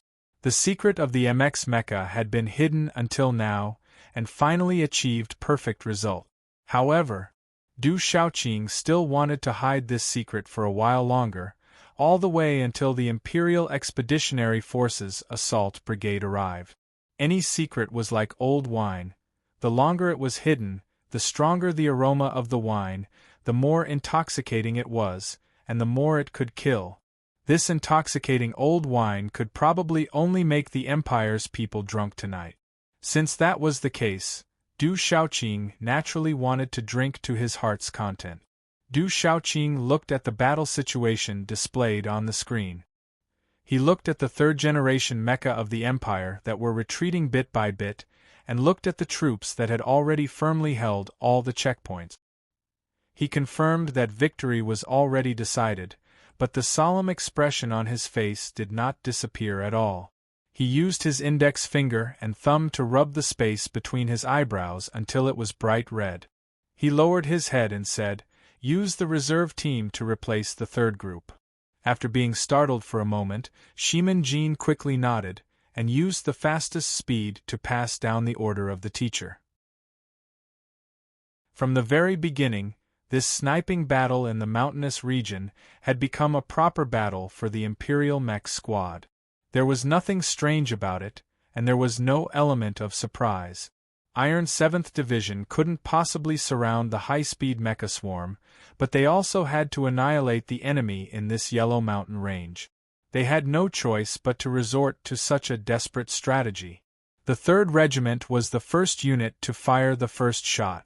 In order to complete the tactical maneuvers of the entire division, This heroic unit had sacrificed too much blood and sacrificed too much. Relying on the strength and firepower of an entire regiment, they were able to hold off the Imperial mech squad for 10 minutes. It was truly a tough battle. Even Du Shaoqing, who only cared about winning and losing and didn't care about life and death, looked at the tragic state of his subordinates on the screen. Although his expression didn't change, his heart was already slightly tense. If an Iron Division didn't experience the baptism of blood and fire on the battlefield, how could it become a truly invincible division? Finally, they left the drill site of the capital ring and came to the bloody front line. The 3rd Regiment held on, while the other regiments watched with their eyes wide open. After being educated, Iron 7th Division went through the first test and knew what the battlefield was like. This was the inevitable process for a highly trained unit to become a truly invincible army. Du Shaoqing understood this, but he was not as calm as he appeared on the surface as he looked coldly at the battle losses. This was because this was also his first time on the battlefield. This was the first time he saw his subordinates fall and die one after another like rice flowers blown by the wind. He muttered to himself, Du Shaoqing, you also received a shocking education. This is good, isn't it? On the battlefield of the hills and valleys that were close to 20 square kilometers, the situation of the Imperial Moonwolf group was very bad. It was very miserable. In just a short minute, more than 20 Moonwolf 3rd generation mechas were completely destroyed by the high-speed attacks of the Federation's black mechas. The scene of the black-green mechas burning and falling in the mountains around them, and the bright light of the explosions made the Imperial pilots shocked to confirm that these 20 new Black Federation mechas completely suppressed the 3rd generation and even 4th generation mechas of the Empire in all aspects. It was clearly a situation where they had the advantage in numbers, but because of the terrifying performance of the Federation's black mechas, there was an absolute change in the situation. Many times, it even felt like one Black Federation MX was besieging 3 or even 4 Empire mechas. This was not a battle of equal strength at all. The captain of the 2nd Squadron of the Empire, who temporarily took over the position of commander, looked on in despair as the black-green mechas were buried in the mountains and valleys one after another, falling apart, but he could not find a way to deal with it. What made his heart even colder was that from the moment the 20 new Federation mechas appeared, extremely powerful electronic interference and noise echoes covered the entire mountainous battlefield. With such strength and wide range of electronic suppression, the Federal Army's own command system would definitely be completely paralyzed. The Federation people were betting such a huge price to not let their mechas send out a message. What was the reason? No matter how advanced the weapons were, no matter how desperate the situation of the battlefield was, it would not cause the unusually strong and cold soldiers of the Empire to have any thoughts of fear. But at this moment, thinking about the assault brigade that was rushing over from the back, this squadron captain suddenly woke up and shouted loudly in the communication system, "Retreat! Plum Blossom Formation, disperse! Leave the battlefield!" However, the encirclement was already set. How could Du Shaoqing and his Iron 7th Division let these Empire mechas escape and send out an emergency warning to the brigade behind them? Under the gentle slope of the mountain valley to the southwest, a Moonwolf 3rd generation mecha that had its right arm almost completely damaged crazily spat out flames as it charged down the slope with no regard for its life. This mecha was the closest to the entrance of the valley. Although it could clearly see that the Federal forces had already set up a dense artillery formation at the entrance of the valley 1 kilometer away, it still tried to charge over. No matter whether it lived or died after charging over, it had to leave the Federation's electronic coverage area and tell the brigade that was rushing over that the Federation people now had an extremely terrifying new mecha. They had to be careful. Whoosh, whoosh, whoosh. 3 laser-guided rockets drilled out from between the dark mountain rocks and shot towards the black-green mecha. The mecha, whose balance system was severely damaged, could no longer maintain the high speed and mobility it had at the start of the battle. With great difficulty, it dodged twice, narrowly avoiding two of the rockets. However, the last laser-guided rocket struck the outer edge of the mecha's mechanical leg viciously. There was a flash of fire and an explosion. The Empire mecha crashed heavily to the ground. A moment later, the mecha forced itself to stand up again. Accompanied by the sound of friction between its alloy structure, it slowly but incomparably madly walked towards the entrance of the valley once more. The word walk could only be used because this mecha's speed was already indescribably slow. Now it seemed that if his Iron 7 division had 20 Sulis, no, even if he only had 10 Sulis, 10 Black MXs, combined with conventional firepower, wouldn't it be easy to wipe out an Imperial mech squad? Perhaps the soldiers of the 3rd Regiment wouldn't have to pay such a terrible price? A moment later, he finally figured it out and reaffirmed his military philosophy. He thought to himself in a self-deprecating manner, there are only a few people in the universe like Su Lu. Be it the Federation or the Empire, where can we steal 10 of them? For some reason, Su Lu, who had rushed back from afar to participate in this spectacular mecha battle, didn't know that the cold and callous teacher Shaoqing at the peak of the mountain had coincidentally decided to cherish his talent. At this moment, he was moving his hands at high speed in the cockpit with a pale face. Every pair of muscle fibers in his body were squeezing and rubbing against each other, transferring all the force to the mech. This made the mecha below him move faster, faster and faster. In the dense group of mecha, he moved at high speed like a ghost. Jian Shui's face was also pale, but her eyes were abnormally bright as she stared at the screen. Her hands were clenched tightly, and her voice trembled as she said, "Right, right, right, right, right, right again. Right again." Su Lu was silent. He thought to himself, this isn't a video game, so why hasn't this national girl fainted from fright? Yesterday I drank and said bad things.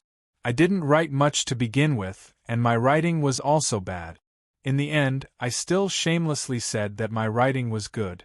Looking back today, if I don't fix it, then I'm trash. Chapter 421. Reporting to Commander, according to the real-time filtering data, the energy second equivalent of the Northern Defense Line is rapidly decreasing. In the Southern Hemisphere Federation Command Hall, a staff officer picked up the results that the central computer had just calculated a second ago and reported excitedly. The so-called energy second equivalent in the Federation's command system was a chaotic simulation term. This indicator, which was calculated by the Federal Central Computer at high speed, represented the energy difference in the monitoring area. Although the numerical value was not very accurate, it could clearly determine the strength of the Empire's firepower. Very good. Lieutenant General Nelson rubbed his white hair and looked at the tragic north-south boundary line of the planet on the giant holographic screen. The Federal Army's 3rd Defense Line had finally succeeded in resisting the violent attack of the Imperial Expeditionary Force. It seemed that the current ammunition base of the Imperial Expeditionary Force could no longer continue such a crazy offensive. The most important thing was that the land-based missile base in the Northern Hemisphere should also be in the stage of exhaustion. The situation on the planetary battlefield was developing in the Federation's favor. Until now, the Federation officers in the hall who had been silent for a long time finally breathed a sigh of relief. They switched the satellite image of the Huangshanling Lonely Ridge to the main holographic screen. They had been silently watching the situation over there, but no one took the initiative to mention this point. Because the federal military could not transfer any forces to support the Iron 7th Division, leaving the Iron 7th Division to face the Imperial Moonwolf Group alone, the command center was worried but helpless. Naturally, it was inevitable that they would remain silent. However, who would have thought that the Iron 7th Division not only perfectly blocked the surprise attack of the Moonwolf Group on Luochio Spaceport, but even looked like they were about to eat the enemy. It seems that we still underestimated the role of the MX mecha. Lieutenant General Nelson thought of the solemn instructions of Director Zhou Yingxing a month ago. Thinking of Commander Zhong's advice, his eyebrows twitched slightly. He knew that the command center's battle plan was indeed too conservative. Send a telegram to Teacher Shaoqing. I will ask for a reward for them. Lieutenant General Nelson rubbed his slightly wet white hair again. Looking at the battlefield full of flames on the screen, he said with a smile, "Ask them to stay where they are. As long as they can hold off the last assault brigade of the Imperial Expeditionary Force for another 2 hours, the headquarters will be able to transfer a large number of troops from the dividing line. Victory will definitely belong to us." These were very appropriate words, and Nelson was very satisfied with them. However, a moment later, the senior staff officer standing in front of the command platform turned around and said awkwardly, "The Iron 7th Division has activated a strong electronic suppression on all channels on the battlefield. The frequency interference is too strong. The satellite signal can't enter the division headquarters, so we can't contact them." Lieutenant General Nelson's expression darkened. What was the Iron 7th Division doing? Could it be that the troops in the mountains didn't need to be commanded at all? He immediately thought of a few hours ago that Lieutenant Colonel Su Lo, who was in charge of escorting Miss Jian Shuer away, also took the initiative to cut off all communication with the command center. Then he thought of this teacher Shaoqing, who had cut off all electronic communications. What a pair of lawless fellows. As the commander of the Federal Army, he was naturally annoyed by the appearance of two undisciplined people in the war zone. However, he had to admit that in tonight's battle, it was because of the stunning performance of these two people that the Federation was able to continue with that plan. At this time, the satellite image on the command center's wide screen was zoomed in. A black MX mecha of the Federation was moving across the mountainside, moving between more than 10 Imperial mecha. It was like a wave of wind swaying in all directions. It was skillfully performing dangerous yet exquisite evasive maneuvers. The officers in the command center stared blankly at the screen. Looking at the black mecha that zigzagged back and forth like a bullet, their hearts were filled with shock. This was also the first time they had seen the newest generation of the Federation's MX appear on the battlefield. Even though they were mentally prepared, they still didn't think that this new generation of mecha would be so powerful. What was even more powerful was that pilot's operation. In the countless split second of time, the black mecha was able to perform so many complicated operations without a single mistake. It was like a tiger or a lion among the Imperial mecha, roaring and moving like thunder. Although the mecha's movements were not standard, they were exceptionally precise. There was a sense of sharpness in the smooth style. Such a powerful level of control. How fast did one's hand speed have to be? Lieutenant General Nelson, like Du Shaoqing, easily guessed the identity of that pilot. He thought to himself that the people personally selected by the war god were indeed more monstrous than the other. 5 minutes ago, during the peak period, the effective commands per minute had reached 240, and the average command output value had stopped at a terrifying 150. If it was converted to universal data, Su Li's current hand speed had long exceeded 150. Perhaps some ace pilots who had undergone special training and were physically and mentally strong could reach this level, but they would never be able to reach 240 at the peak of their hand speed. This was because only the control stick and touchscreen were used to output commands, even if there were 17 speed buttons on the control stick. This value had already exceeded the physiological limits of the human body. It was a value that could only exist in an illusion. Su Lu could because his mecha control method was a triple compound method. In addition to the common methods of normal mecha, There was also a simulation system tightly bound around his body. It accurately captured and magnified every movement of his body, converted it into a data stream, and entered it into the mecha's central control system.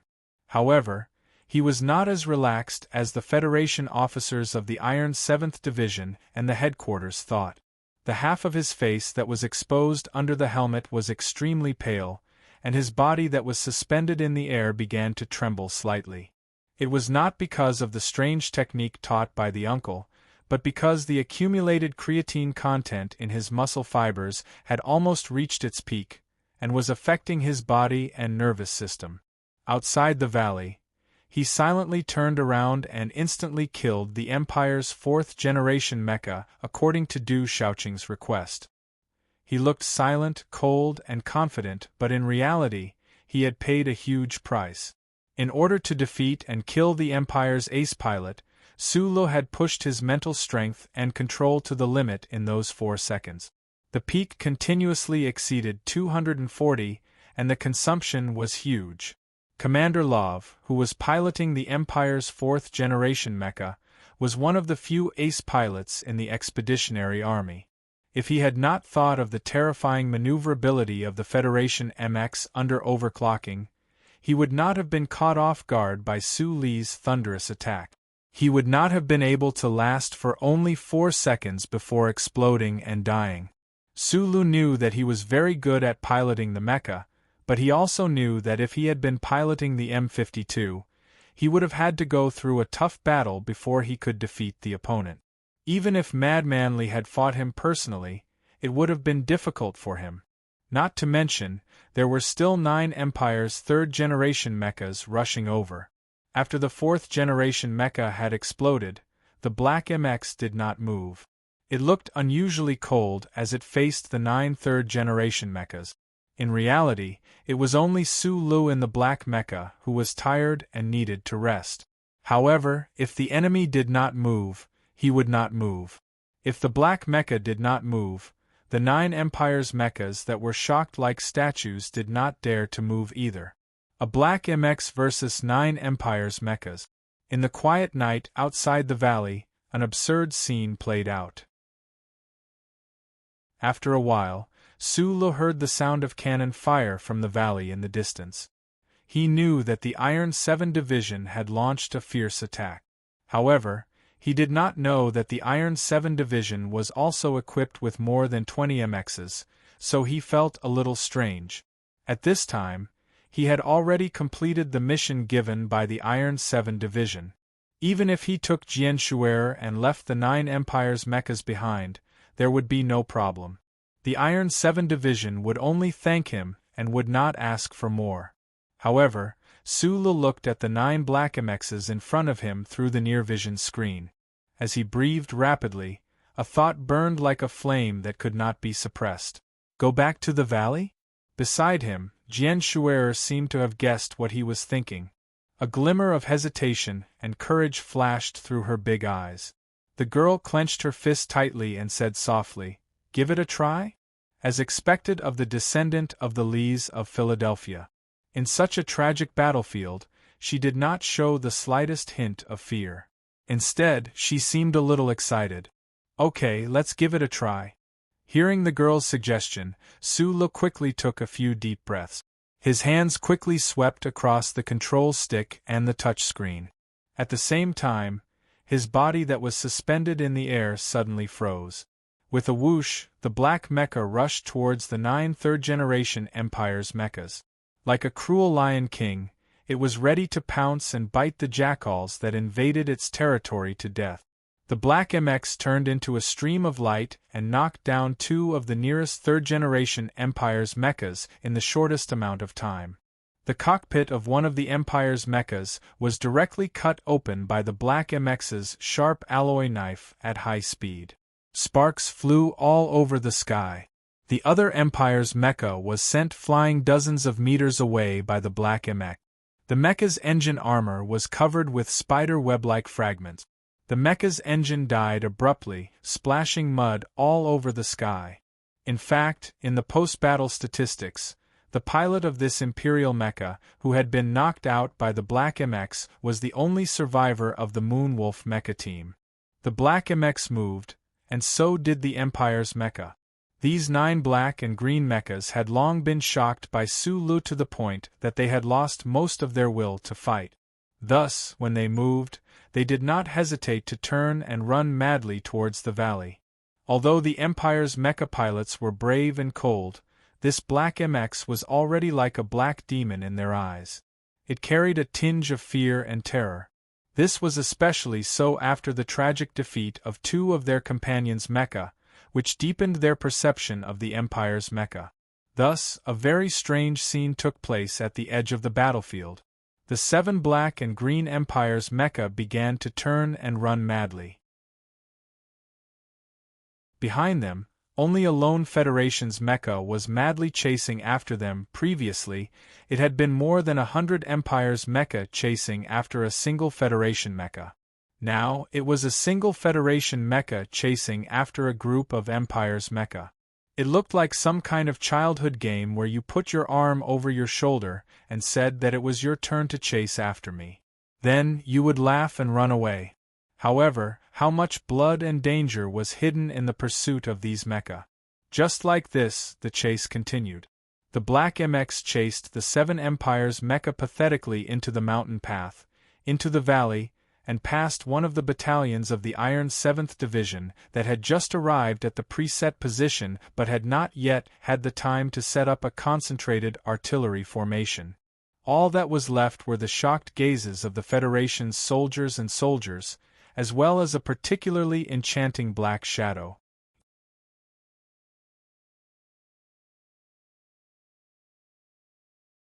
Every Imperial mecha pilot who saw this Black MX felt a fire ignite in their hearts.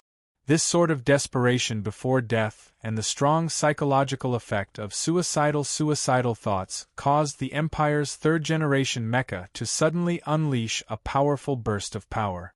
Ignoring the serious damage they suffered, they forcibly broke away from the powerful attack range of the Iron 7th Division's MX mecha. They supported and covered each other as they moved to surround Su Li's Black MX. There were no communications or orders. At the same time, many Imperial mecha also made this crazy choice. At this time, the battlefield command system of Iron 7th Division had temporarily been disabled. The Federation pilots operating the Black MX mecha obviously did not understand the intentions of the Imperial pilot. They were slightly stunned and could only watch as the Imperial mecha in front of them retreated without any regard for their lives, rushing down the valley. The Iron 7th Division pilots were very surprised. How could the Imperial pilots be so heroic in their escape? And where could they run to now? They did not know that the Imperial mecha were not running away, but were trying to drag down the person at the bottom before they died. And this person was Su Lu. Don't blame the soldiers of the Imperial Moonwolf group for being so excited when they saw Su Li's Black MX as if they had taken an aphrodisiac. It was just that his mecha piloting skills were too easy to recognize. This Black MX did not have any long-range firepower.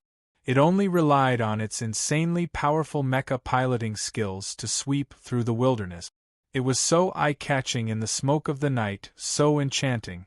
It was the culprit who killed Captain Love and led the Moonwolf group into danger. After 4 mecha piloting, 4 more mecha piloting, and 4 more mecha piloting. As far as the field of vision could see, all the Imperial mecha piloting the Black MX did not need any orders. They rushed madly towards the Black MX at the bottom of the valley. Knowing that they were going to die, these Imperial pilots only had one thought left, and that was to drag this Black MX into the galaxy of death. On the screen, the Imperial mecha piloting the Black MX mecha piloting the Black MX mecha piloting the Black MX mecha piloting the Black MX mecha piloting the Black MX mecha. Although there were not many of them, their momentum was extremely frightening. Su Li's face turned even paler. He did not have time to blame the Iron 7th Division's mecha battalion for their slow reaction speed. He already felt an unusually clear sense of danger.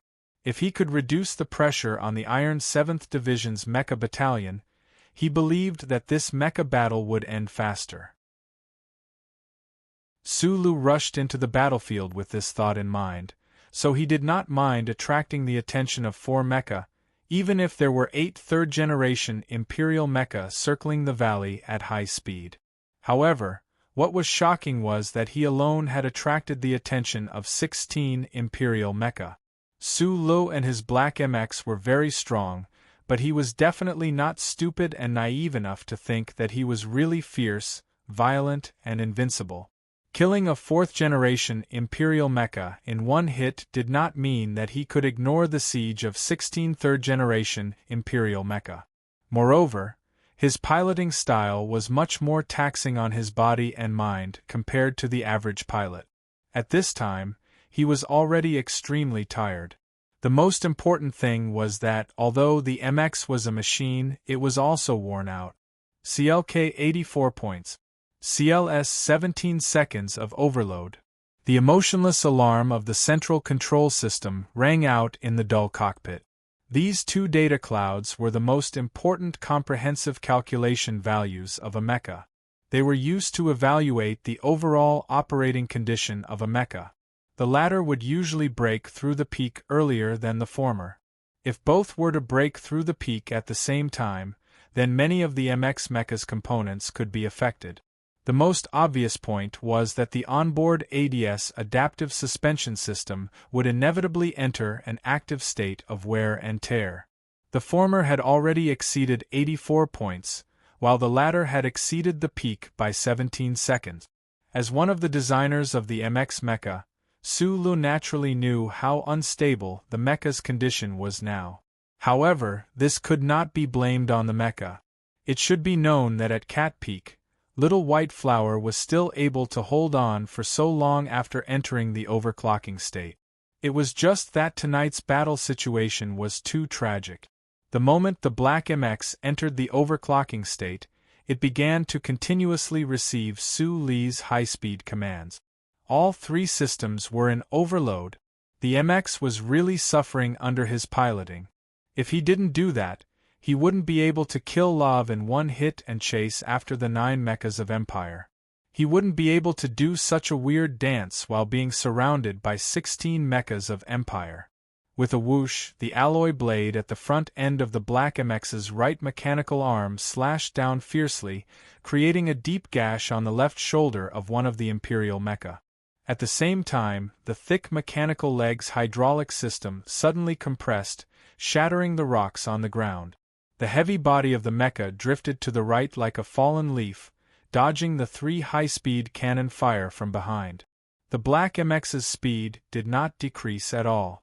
Like a shadow, it swept past the 2 Imperial mecha in front of it. The huge body of the mecha completed an unimaginable twisting movement in midair, dodging the attacks of the 2 Imperial mecha that had been charging up for a long time. However, another round of cannon fire came from the side. The Black MX could not turn around and destroy the 2 Imperial mecha at all. Every second, our Imperial mecha would fearlessly pounce on the Black MX. Gorgeous cannon fire would explode. Danger was constantly singing a heart-stopping ballad beside the Black MX. In just a few short seconds, another 2 Imperial mecha were stripped of their combat power by the Black MX's strange and trembling step. However, at the same time, another 3 surviving Imperial mecha rushed over. In the stuffy cockpit, only the sound of Su Li's heavy breathing could be heard. Beside him, the girl's cheeks were flushed red. Nervously pursing her lips, she seemed to have forgotten to breathe. The pale-faced youth's hands quickly swept across the control stick and touch screen. His movements were so fast that they seemed to have turned into a series of afterimages. In this moment of life and death, no one knew what kind of peak his hand's speed had reached. Moreover, most of the orders were still transmitted through the simulated reality system. Even he did not know how he had passed these 10 seconds of trepidation. In that split second of time, he had completely relied on his innate battle instincts and his intimate understanding of the mecha to subconsciously operate the mecha. In front of the frenzied Imperial mecha, Su Lu was still calm. However, his trembling body and hands had already gone crazy. The Black MX followed his precise orders and made one after another incredible, unimaginable evasive maneuvers. In the darkness of the valley, the Black MX was as swift as a ghost, as swift as a knife. If the pilots of the Imperial Moonwolf group were facing a situation where they were completely wiped out, or if it was because of the death of Captain Love, they had become obsessed with the Black MX as if they had taken an aphrodisiac of death. In the cockpit, Jian Shuer had already entered a state of absent-mindedness. Her thin military uniform and short skirt were soaked with sweat, and her slender and white thighs were smeared with light. The scent of a young girl on her body, to Su Lu, was similar to an aphrodisiac. Was this also related to the fact that he could continuously perform so many peak-level maneuvers? More than 10 seconds later, the valley battlefield gradually calmed down. Su Lu alone attracted almost 20 Imperial mecha. The pressure on the Iron 7th Division mecha was suddenly reduced. They ended the surrounding battles early and then silently and urgently rushed to the rescue at high speed. At this time, they had already appeared on the gentle slope. The gentle slopes that could be seen everywhere in the Yellow Mountain Ridge and the Lonely Mountain Ridge were actually trenches created by the flow of the planet once every 3,000 years. In this lonely trench, the last 12 surviving Imperial mecha stood alone. Right in the middle of them was the Black MX. The final desperate plan of the Imperial mecha to surround and kill the Black MX had finally come to nothing. The surviving pilots of the Moonwolf Brigade looked at the Black Federation mecha in the middle and truly fell into despair. The self-destruct system of the mecha was an internal destruction system. At this time, even if these 10 Imperial mecha surrounded the Black MX and collectively self-destructed, they would not be able to destroy the Black MX. Chapter 423. Attitude decided everything. This was just a very sportsmanlike slogan used in sports competitions. Although sports competitions were known as wars in the era of peace, compared to a real battlefield, it was just a game of house. On this blood-fire planet at the edge of the universe where bullets were always more powerful than logic, the only thing that could truly decide everything was power. More specifically, in tonight's ambush or assault in the southwestern part of the planet, what could decide everything was the performance of the mecha. Imperial Expeditionary Force, Maple Forest Alliance Special Moonwolf Group. This was a very long list of names. The length of the name often represented its importance. These words could help to confirm that these Imperial mecha pilots were very good at controlling their mecha, definitely better than the Iron 7 Division's mecha battalion.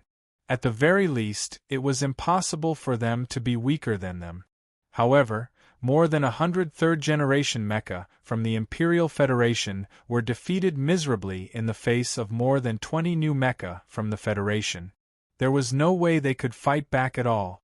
The sounds of battle and explosions around them completely stopped in a very short amount of time.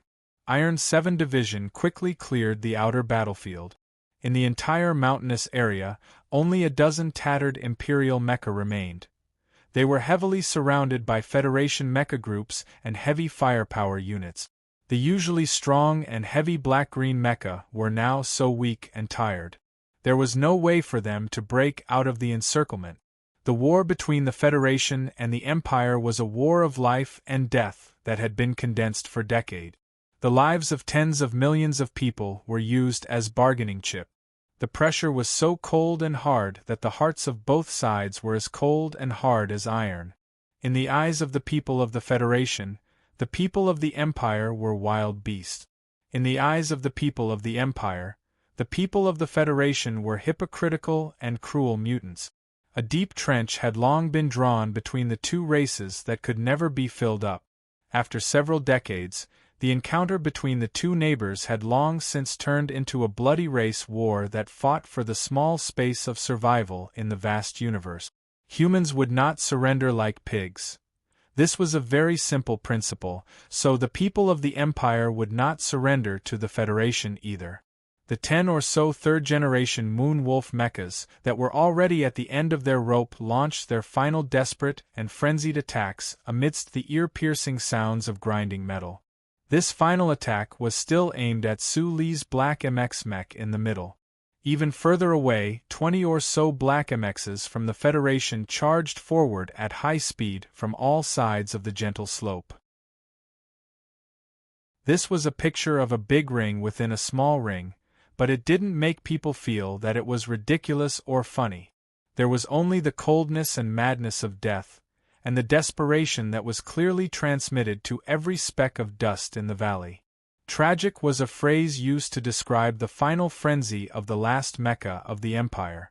Loud metallic clangs rang out incessantly as explosions occurred one after another. More than 10 small green-gray mushroom clouds rose up from the gentle slope from time to time. Su Lu slowly took off his helmet and quietly looked at the last first-generation Empire mecha that had fallen to the ground not too far away. He looked at the explosion in the cockpit of that mecha, and his mood was a little strange. He could understand why the soldiers of the Empire didn't want to surrender, but he couldn't imagine what kind of ideology this group of soldiers, who had spent more than 7 years to come to a foreign country, relied on to shamelessly invade the Federation without batting an eyelid, crazily slaughter the people of the Federation, and finally kill themselves in the end. Could it be that the people of the Empire were really born to be so cold-blooded and heartless, or could it be that the fanatical worship of the Emperor in the Imperial Society had turned countless people into lunatics? The last 10 or so Empire mecha had already lost their spirit. This last suicidal charge didn't cause too much damage to his Black mech. He used the fastest time to leave the battlefield. He didn't have the energy to help Iron 7 Division's mecha battalion anymore. He could only watch with his own eyes and think silently in his heart. In less than 3 minutes, Iron 7 Division had completely wiped out one of the Imperial Expeditionary Forces mecha battalions. The ultra-strong electronic interference finally stopped, and Du Shaoqing's usual calm voice came through the MX mecha's comm system. "You've worked hard." Su Lu was slightly taken aback, but didn't say anything. His palm lightly pushed on the control stick, and the Black mecha slowly turned around on the slope. He left the Iron 7 Division's mecha battalion that was cleaning up the battlefield and walked out of the valley silently and heavily. The 20 or so Black mechas of Iron 7 Division were cleaning up the last of the battlefield. They were trying to find a living Empire soldier in one of the cockpits that had severely imploded, but they found that their efforts were in vain. Right at this moment, they noticed that the Black MX of the Federation, which had played the most important role in tonight's battle, was leaving. The 20 or so Black mechas almost simultaneously stopped what they were doing. Accompanied by the muffled sound of motors and hydraulic pipes, they saluted the Black MX that was walking down the slope, and then silently watched it leave. Until now, most of the soldiers of Iron 7 Division still didn't know who was in the Black MX, but this didn't stop them from showing their respect to this mecha. There was still an entire regiment in the mountainous area. The heavy infantry and artillery soldiers all walked out of their positions and began preparing for the next battle while smiling as they watched the Black MX leave. There were also many people who watched the Black MX leave, such as the officers in the Southern Hemisphere Federation Command Center, who were extremely far away, were all stunned speechless. On a mountain peak somewhere, Du Shaoqing also took off his sunglasses. He watched the Black MX's heavy and even somewhat clumsy footsteps on the holographic screen in silence. The real-time battle report from the central mainframe was already out. Su Li's Black MX had one-shot one of the Empire's 4th-generation Moonwolf mecha, defeated 5 3rd-generation mecha, and caused 4 3rd-generation mecha to lose their ability to fight. This meant that he had single-handedly taken out 1/10 of the Moonwolf group's combat power. Du Shaoqing's brows furrowed slightly.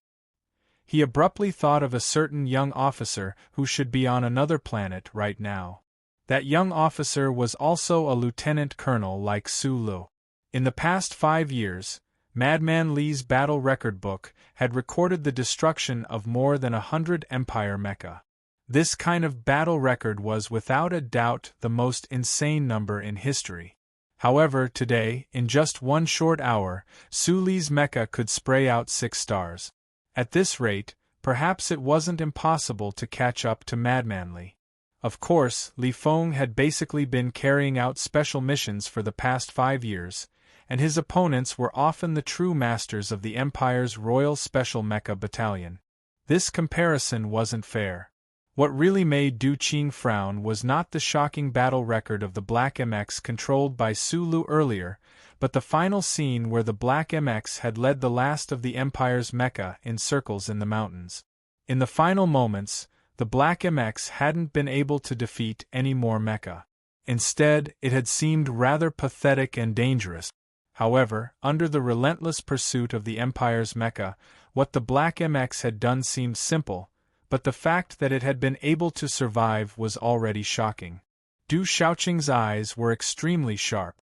He knew very well that if Su Lu had made the slightest mistake in his judgment, or if his operation had been just a fraction of a second slower, he would have been piled up like a pile of leaves by those crazed Empire mecha. Then, regardless of friend or foe, they would have gone all out to burn him. What are this person's nerves made of? To be able to remain as calm as a machine in this kind of situation, not making a single mistake, Du Shaoqing mused silently. Unlike the soldiers of the Iron 7th Division who were watching the Black MX leave, although this iron-blooded division commander thanked Su Lu for his hard work, he didn't feel any gratitude in his heart. From his perspective, Su Lu was a soldier of the Federation. Tonight, the army needed him. Since he had the ability, it was only natural that he should listen to orders. If it were him, Du Shaoqing, he would have made the same choice as Su Lu. Division Commander Du Shaoqing was a standard Federation soldier. Although he loathed Su Lu, he still abided by his duties as a soldier. He would never do anything shady on the battlefield. However, as he watched the Black MX gradually disappear into the night, a strange thought suddenly welled up in his mind. If one day, Su Lu became an enemy of the Federation, if he was inside the mecha, how many people would I need to capture or kill him? A battalion or a regiment? Or the entire Iron 7th Division? At almost the same time, the invisible old thing on the surface of the planet and the Federation's command center told Su Lu through different channels that the road to Luoqiu spaceport was very safe. The main forces on the north-south dividing line were conducting a high-speed maneuver deployment. He and his Black MX could take a break. Su Lu was slightly startled. He took off the thin but heavy simulation system with great difficulty.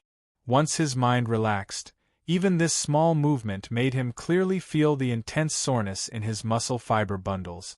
This kind of soreness was an unbearable pain. He couldn't help but purse his lips tightly and let out a muffled groan. The accumulated sweat flowed down his naked body like water overflowing from a pool. It flowed out from the simulation system and wet the entire lower half of the cockpit. It added a lot of unpleasant smells to the stuffy cockpit.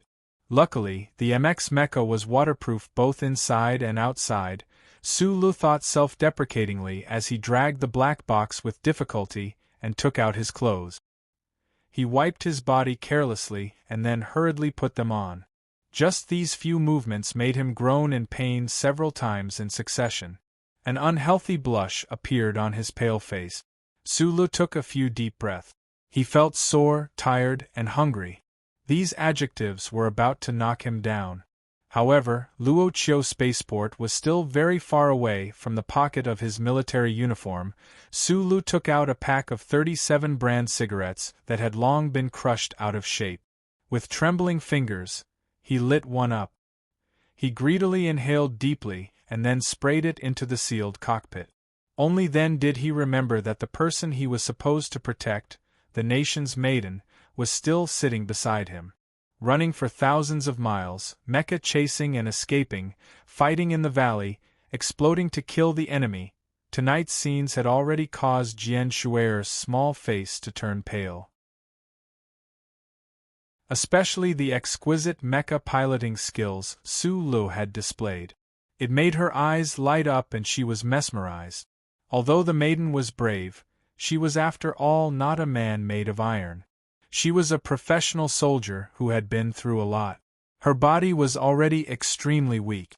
Right now, she was clutching at her chest, feeling nauseous.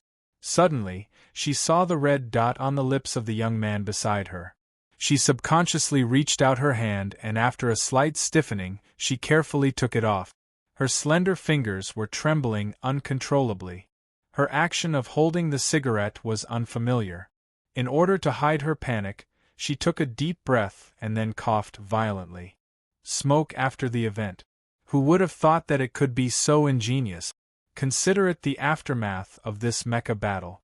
Today I was so tired that I didn't want to talk, but in the end I still have to say a few words.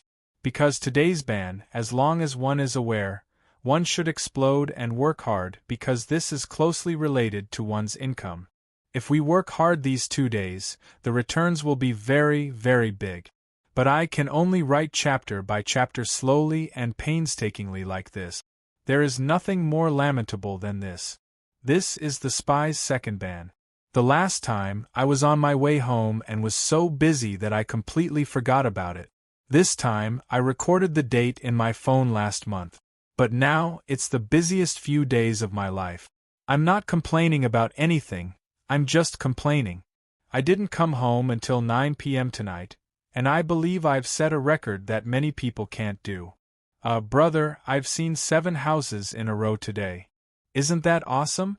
Originally, there were 8 houses in the plan, but there was one house that I couldn't move on. Originally, I had planned to finish today's report last night, but I was really too tired. I will try to finish these things as soon as possible and then get back on track with my work. But I still have to finish the last 2 sections of the driving test, which are the scariest sections, stake and road. I feel a little creeped out. Now, my biggest hope is that I don't have to worry about the renovations. Amen, it's just me and the leader here. Her parents are still in Baotou, and the leader's father still has to sleep, so we have to work hard ourselves.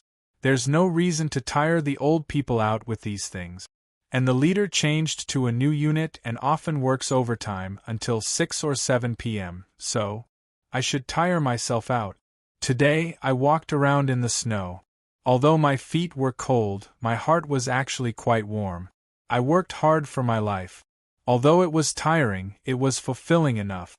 Some readers said that they didn't like these things, but they were indeed a little emotional today. Also, they were banned, so they said a few words to everyone. I was too embarrassed to call out any votes, but thank you for your understanding and support.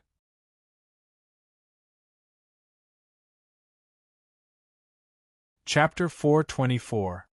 Hearing the coughing beside him, Su Lu was slightly startled. He took the cigarette from her hand and asked, "You haven't smoked before?" Jian Shui's purple hair mixed with perspiration stuck to her pink cheeks. She nodded lightly. No matter how calm she appeared on the surface after this night, there was still some lingering fear in her heart. Otherwise, she wouldn't have thought of testing the strange taste of the cigarette. If you haven't smoked before, then don't smoke. Su Lu held the cigarette in his mouth and said vaguely. The half-burnt cigarette stuck to his cracked lips and trembled with his words, as if he was fishing. The cockpit of the mecha was oppressive and the communication system was silent.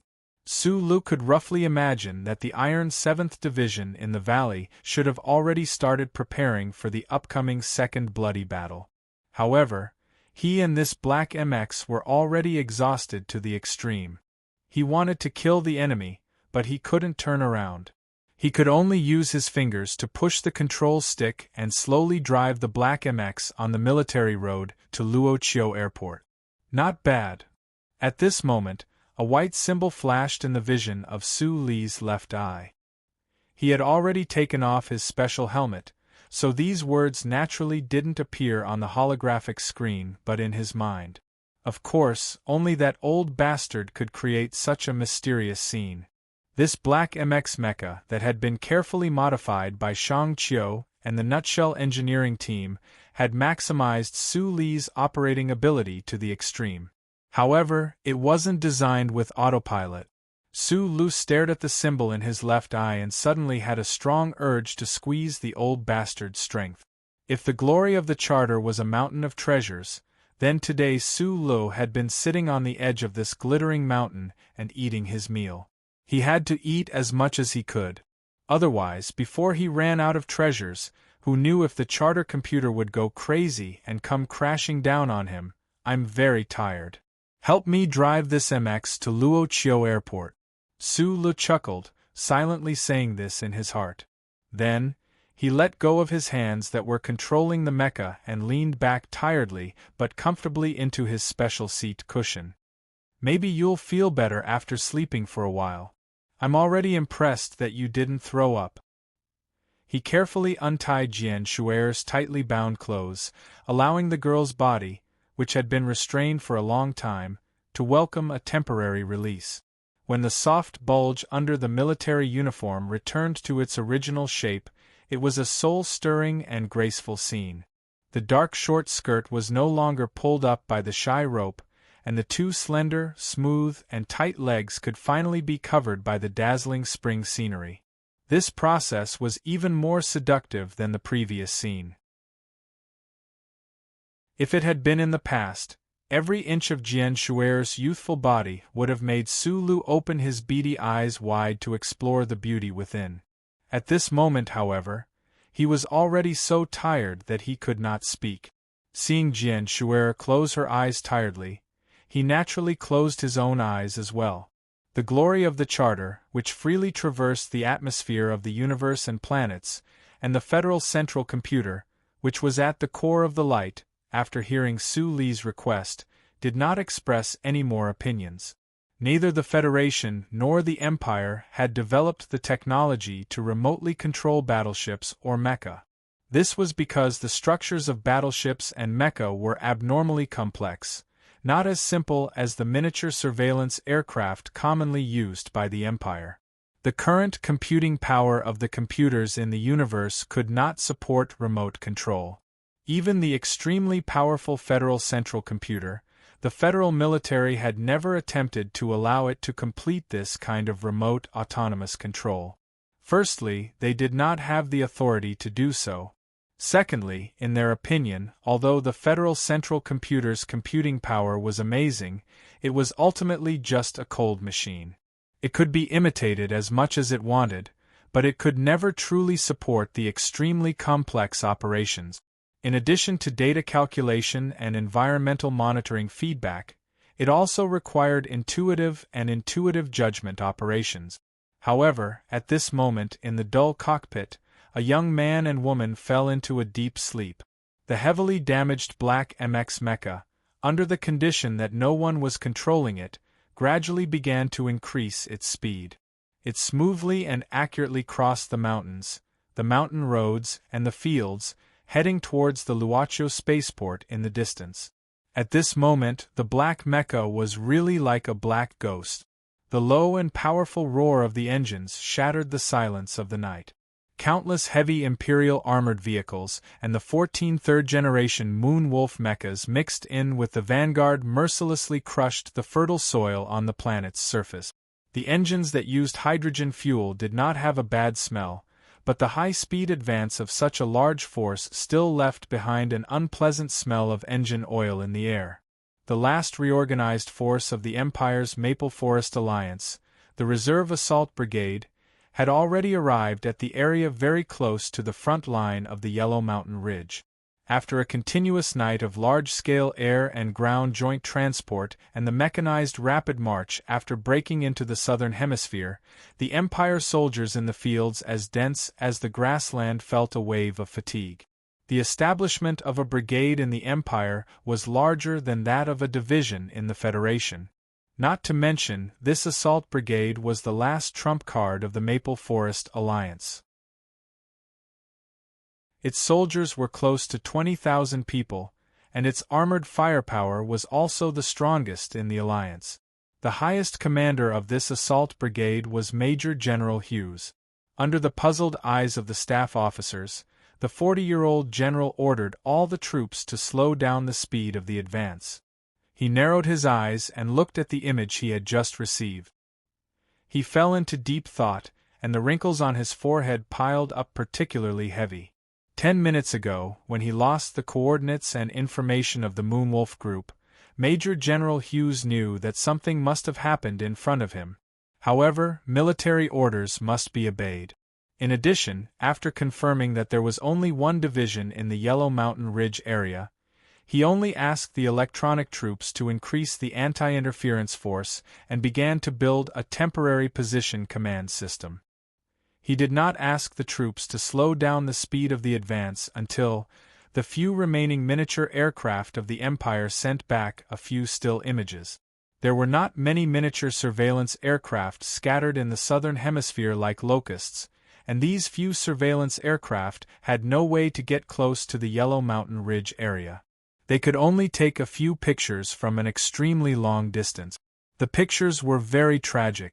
Those familiar black and blue mecha tragically collapsed in the valleys on the ground, burning and deforming. Major General Hughes's face was like iron. He could not understand how a single division in the Federation could eat an entire mecha brigade led by Love. However, the pictures in front of him told him that this was the truth. What should he do now? Sitting in the command armored vehicle, he slowly closed his eyes.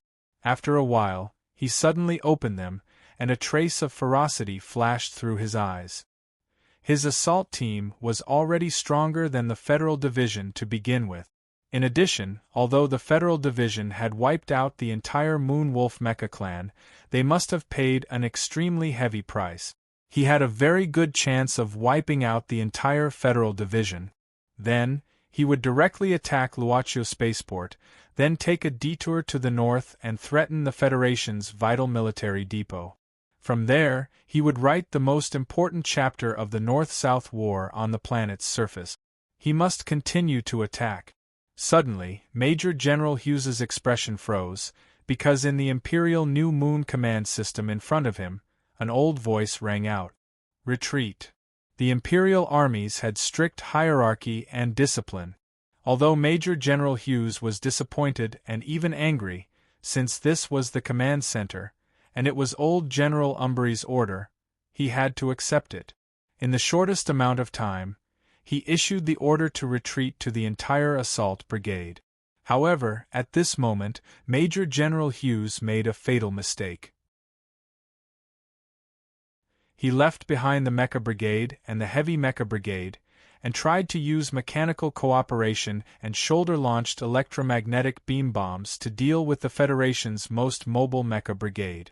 From a standard military plan, this arrangement was not wrong. The Imperial Brigade had to retreat without firing a single shot, so they had to retreat completely. In his opinion, as long as they could choke the Federal Army's fastest mecha squad to death, there was no way the Federal Army would be able to catch up to the fully mechanized Imperial Brigade that had not suffered any losses in the wilderness that stretched for 200 kilometers. At the exit of the valley, Shimin Jin took off her earpiece and said to Du Shaoqing, "The enemy is preparing to retreat." When the Moonwolf group was wiped out in 3 minutes, the 3 mecha clans of the Iron 7th Division secretly withdrew from the mountain area. Under the cover of the night, they advanced towards the north and set up an ambush circle in the forest. However, before the two sides came into contact with each other, the Empire forces retreated first. This did not shock Du Shaoqing, because any possible changes in the battle situation were within his tactical calculations. In fact, he had long been prepared for the decisive retreat of the Imperial troop. Under his calm and clear command, the entire Iron 7th Division left the valley. It looked like they were preparing for an ambush, but in reality, they were already prepared for a high-speed pursuit. This outstanding Major General of the Federation slowly put on his sunglasses and said, "Inform the troops to keep chasing." Even if we chase to 30 degrees north latitude, we cannot lose them. Until we chase these Empire forces off our land. The first to clash fiercely, the first to light up half of the night sky, was the Mecha Battalion of the Empire forces, the heavy infantry branch, and more than 20 of the Federation's new MX mechas.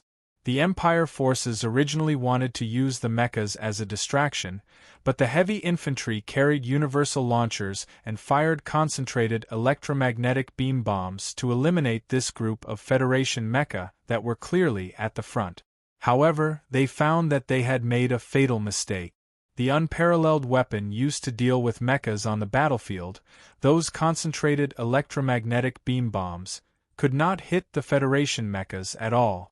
After the electromagnetic beam bombs exploded, the blue arcs of high-voltage material gushed out, spreading out such a large effective attack radius, but it still could not lock onto the Federation mecha in an effective area. The mobility of these Black Federation mechas was too strong, and their speed was too fast. The Empire's heavy infantry division fired these electromagnetic beam bombs 4 out of 5, but in the end, only 3 of the Black Federation mechas were destroyed. What was even more frightening was that while the Empire's soldiers were still adhering to the inherent rules of teamwork, fighting and retreating at the same time, the Federation's Black mecha had long abandoned all of those rules and regulations. Relying on their powerful firepower and performance, they launched a high-speed group charge. Like an extremely tightly clenched heavy metal fist, they smashed viciously into the Empire's final line of defense. Like a knife piercing through a piece of paper, the Black Federation mecha broke through this line of defense and chased after the Empire's armored brigade in the field not far away. Behind them, the Iron 7th Division's armored vehicles roared and roared, also increasing their speed.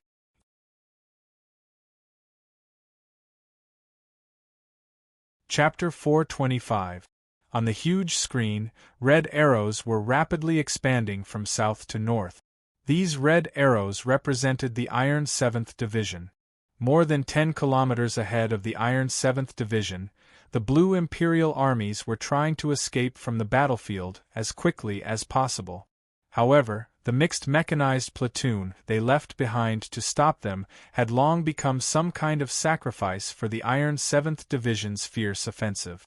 Now they could not complete their mission of retreating at all.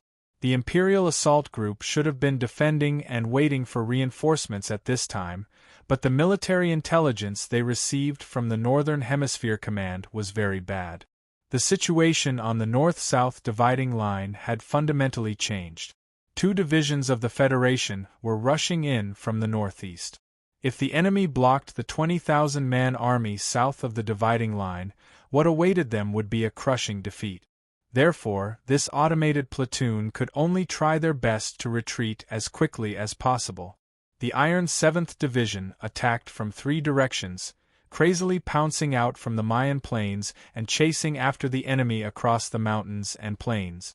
When they were about to reach the rear of the Imperial Brigade, the 3 iron streams suddenly split into countless low-level combat platoons and stabbed toward the rear of the Imperial Brigade.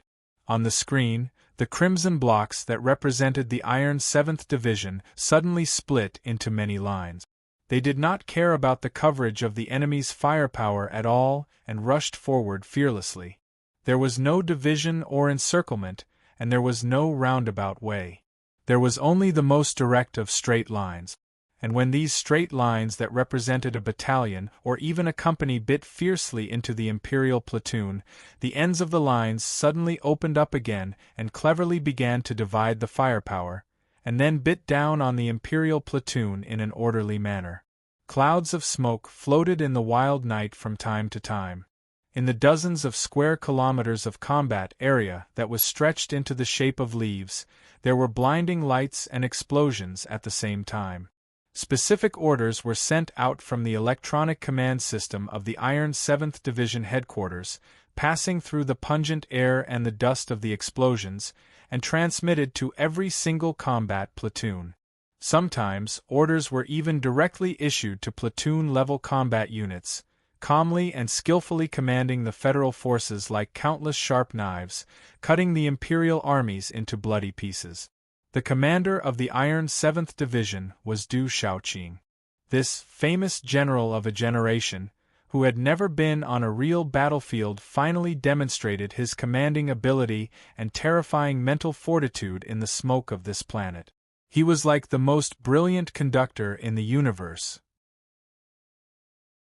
Waving the stick in his hand softly, he had the complete control of an enormous and complicated ancient music orchestra in his hand.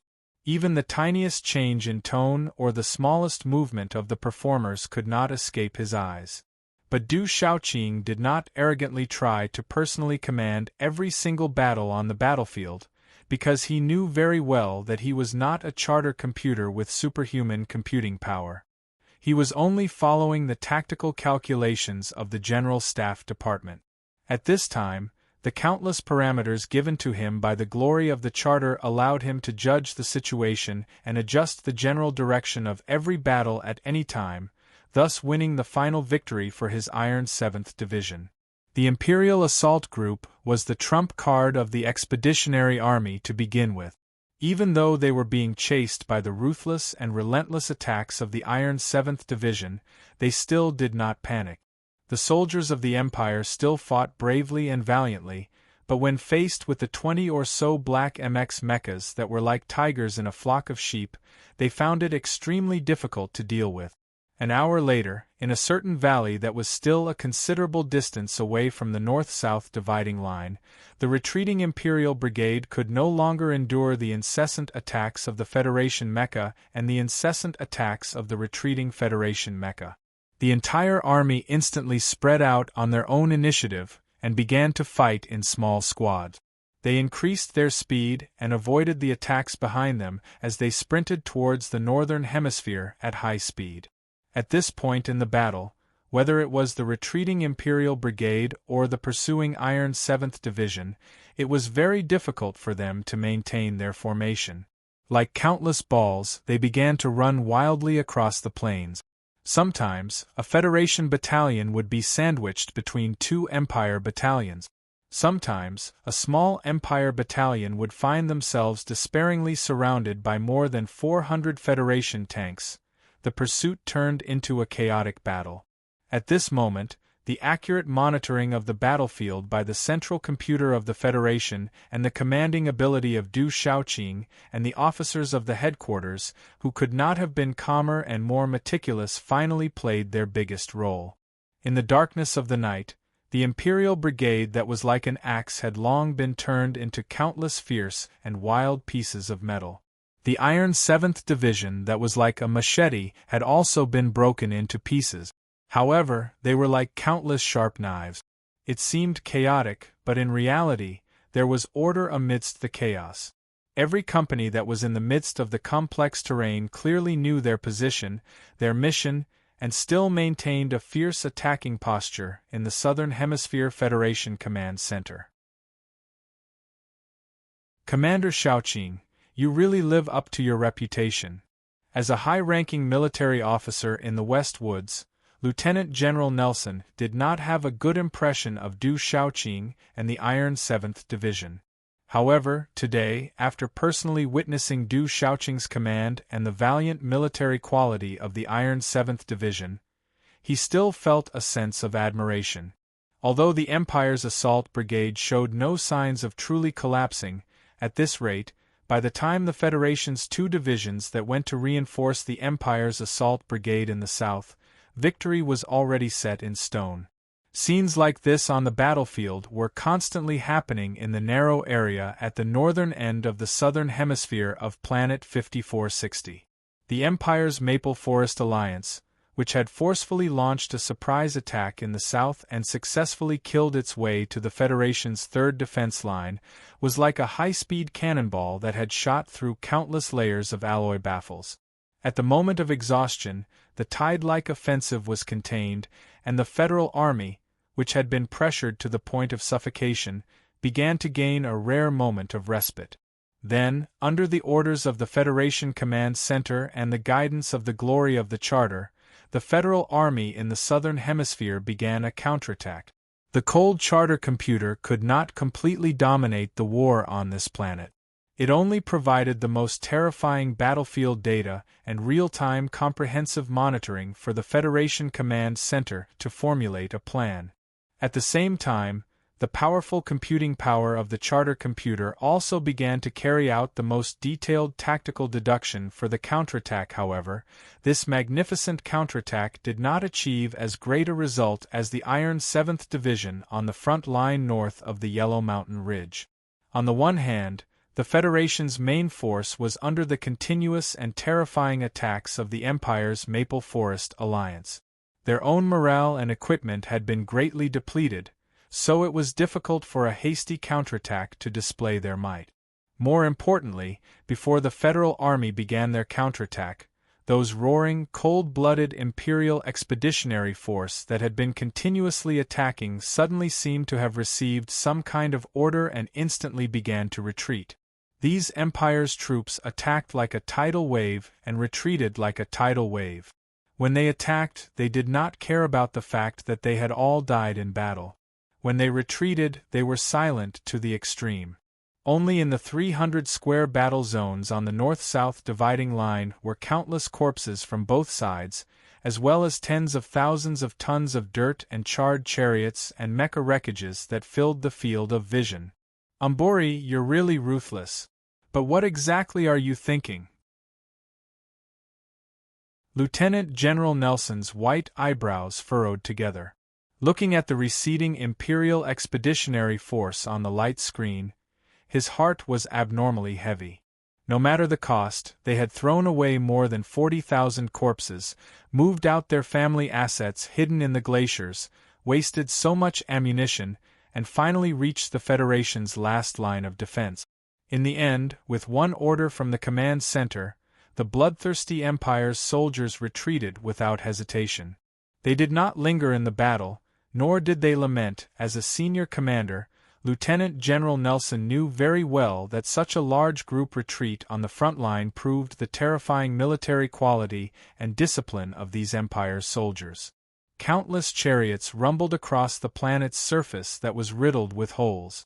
The great battle of hundreds of thousands of people was played out in the darkness before dawn. The entire planet was playing out one magnificent and eye-catching scene after another.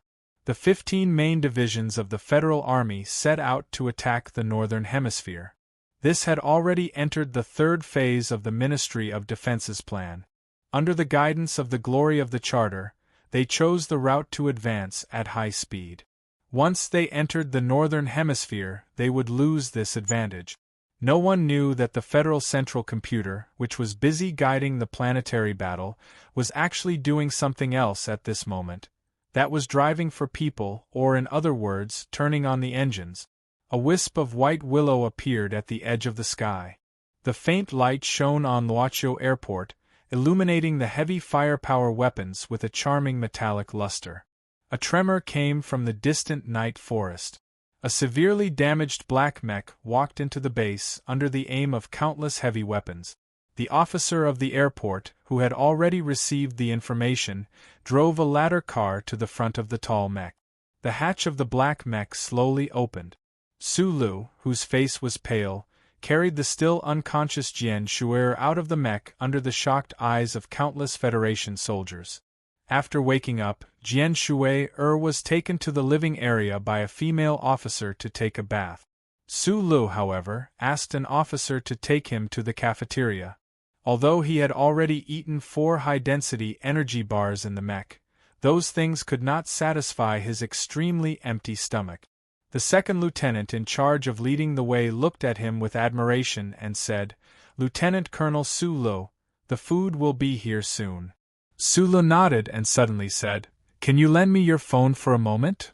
"It would be my pleasure," said the second lieutenant sincerely and happily. In addition to this excited second lieutenant, there were many officers of the airport watching from a distance with curiosity and excitement. In today's military, Sulu was no longer just a name, but a celebrity. Not to mention, at this time, Many officers already knew about this young lieutenant colonel's outstanding achievements in today's Federation attack and defense battle. Su Lu had just dialed a number when a large pile of plates was placed in front of his table. He stared at the plate of ugly, red food in front of him and was stunned. 5460 Rivers Special Crab, high in protein. You should need it right now, said the second lieutenant nervously. Su Lu stared at the crab on the plate and shook his head. I don't like to eat this. Please give me a bowl of noodles, preferably a big bowl.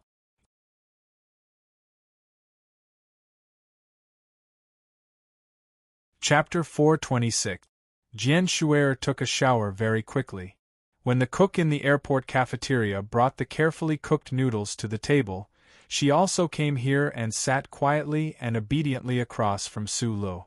From this point of view, she didn't look like a big star who was popular all over the universe. The girl who had just taken a shower was wearing a dark green military shirt. The collar was tight, but because it was too loose, it always made people want to explore the scenery under the shirt. The fluffy and playful short purple hair was now smooth like a purple satin, sticking to her cheek. There were a few drops of water at the end of the hair that were crystal clear. She was like a beautiful lotus flower lying on the quiet surface of the water, painted with a layer of strange color by the strange light. Her whole body was oozing wet like the morning fog, moving people. Su Lu looked up and asked, "Do you want to eat some?" Jian Shuer tiredly shook her head and said, "I vomited so much that I can't eat anything. I don't know how you can still have such a good appetite." After saying this, she put her head on her arms and rested her head on the table, looking at Su Li's side face with a trace of curiosity and interest. The young girl's face was slightly pale at this moment, but it also carried an unhealthy redness that was caused by the heat and running around. However, her sharp chin rested on her arm, forcibly turning her delicate and tired face into a bit of pure beauty. The pink cheeks around her lips were squeezed until they were slightly puffed up, like a cute little bun, making people want to take a bite out of them. Su Li's hand that was holding the chopsticks slightly froze. He suppressed the surprise in his heart and awkwardly stopped looking at her. He clumsily took the pepper bottle on the table and mechanically poured it into the bowl of noodles. He forced himself not to think that this national girl was staring at him. Relying on his instinct, he began to bravely attack the noodles in front of him. He ate a column of noodles with his chopsticks and drank half a bowl of soup with both hands. The spicy smell of pepper mixed with chili rushed into his nose, making him very comfortable. Su Lu ate until his forehead was full of sweat. He was so satisfied that he actually forgot a lot of things, such as the battlefield last night, the smoking corpses in the wilderness and mountains, and Jian Shuer, who was sitting next to him and staring at him seriously at this time. A bowl of noodles was finished. Another bowl of noodles was finished. No one came to disturb the officers of Luoqiu Airport. The empty hall was quiet. Only the two of them sat in a remote corner by the window. Only the sound of wind sweeping away the clouds sounded. The morning light outside the window gradually crossed the mountain forest and shone on the surface of the building. The slightly white light penetrated the floor glass and reflected on Su Li's sweaty face. Jian Shuer tilted her head and opened her big eyes to look seriously at this ordinary face in the morning light. She knew that this student of her father's would often have an incomparably natural and friendly smile on his face. However, in the cockpit of the mecha, at certain moments, when his smile would disappear and his face would become serious, there would always be some kind of wonderful light between those ordinary eyebrows. Last night, during the thousands of miles of escape, during the mecha battle in the valley, she had been sitting quietly and obediently beside Su Lu. She had been shaken to the point where it was incomparably painful. However, most of the time, she had been seriously looking at the screen in the mecha, watching Su Lu wearing a helmet, watching him do many, many things. The more she saw, the more she naturally knew, and the more curious she became. For a woman, curiosity was often a very fatal emotion. However, our nation's maiden had a calm enough heart under her cute and playful appearance. Thus, she was not like the daughter of the Nanxiang family, who might ruin a person's life the moment she saw him. Until now, she was still just curious. Who knew what this emotion would develop into in the future? Su Lu put down the third empty bowl and rubbed his abdomen in satisfaction. He used the sweaty sleeve of his shirt to randomly wipe his sweat and mouth. Jian Shuer suddenly opened her mouth and asked seriously, "Who did you learn from?" Su Lu was startled, but immediately understood what she was asking. In terms of mecha piloting, he had many teachers. For example, Bai Yulan, Zhou Yu, and even Li Feng, who he had sparred with before. He would never let go of any opportunity to learn and improve himself. Back then, he had relied on that strange mecha battle room in Lihua University and that thin and weak young master of the Tai family to learn the basic. However, in the end, he only had one teacher. It was that teacher who had taught him how to discover, get used to, and use the trembling heat in his body. "It was uncle who taught me," said Su Lu very seriously. Jian Shuer's face showed a trace of peaceful sweetness and pride. She said, "So that father of mine is also very strong." Su Lu smiled. On the beach outside the Golden Star Hotel, the young girl in front of him had not asked more about uncle. Now, it seemed that those curiosity and doubts about her birth father had been hidden in her heart all this time. Uncle is a very impressive person. He gazed at Jian Shuer and thought silently to himself that in this part of the universe, probably only that great military god could be a match for uncle. Right at this moment, the phone beside his hand beeped. Earlier, when he had entered the cafeteria, he had made a call. However, this planet was too far away from the capital ring, so the call took too long. Su Lu gripped the edge of the table tightly, gazing somewhat uneasily at the morning light outside the window. Suddenly, he thought of the young lady of the Southern Prime Minister family who had courageously expressed her love for him in the Wood Valley Manor. He thought of the warm, peaceful and comfortable feeling that beautiful girl had brought to him. Suddenly, Su Lu came to a conclusion that made him panic. Could it be that he subconsciously liked all the girls who were worth liking? Then what was this? Amorous or universal? Promiscuous or lustful? Had he been led astray by that hooligan Mr. Sher? The morning light was a little blinding. Su Lu quickly turned his head, and then saw Jian Shuer, who was looking at him curiously with her head resting on his arm. He saw that incomparably enchanting little face, that short purple hair that had always existed in his dreams. He could not help but feel confused and even panicked.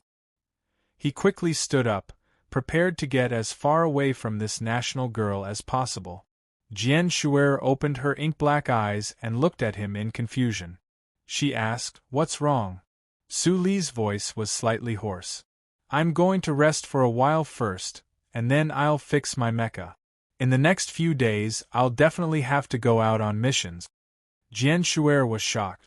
She pointed at the white salt stains on the back of his military uniform and asked hesitantly, "Aren't you going to take a shower first?" The afternoon sun shone warmly into the bedroom. Jian Shuer was nestled in bed, eating seriously with a bag of coarse grain biscuits in her hand while looking at the TV screen on the wall. She looked like she was at home, completely different from the scene of war that was going on everywhere on this planet at this time. The Federation's army was fighting a bloody battle, and Jian Shuer was not in the mood to live such a leisurely life. It was just that the Imperial Expeditionary Force's surprise attack plan had been foiled by the Federation, but the entire Luochao spaceport was still in the highest alert state. Under strict military control, although she and Su Lu enjoyed the best military treatment in the spaceport, it was still very inconvenient if they wanted to go out for a walk. Not to mention that the news on the TV was particularly important at this time.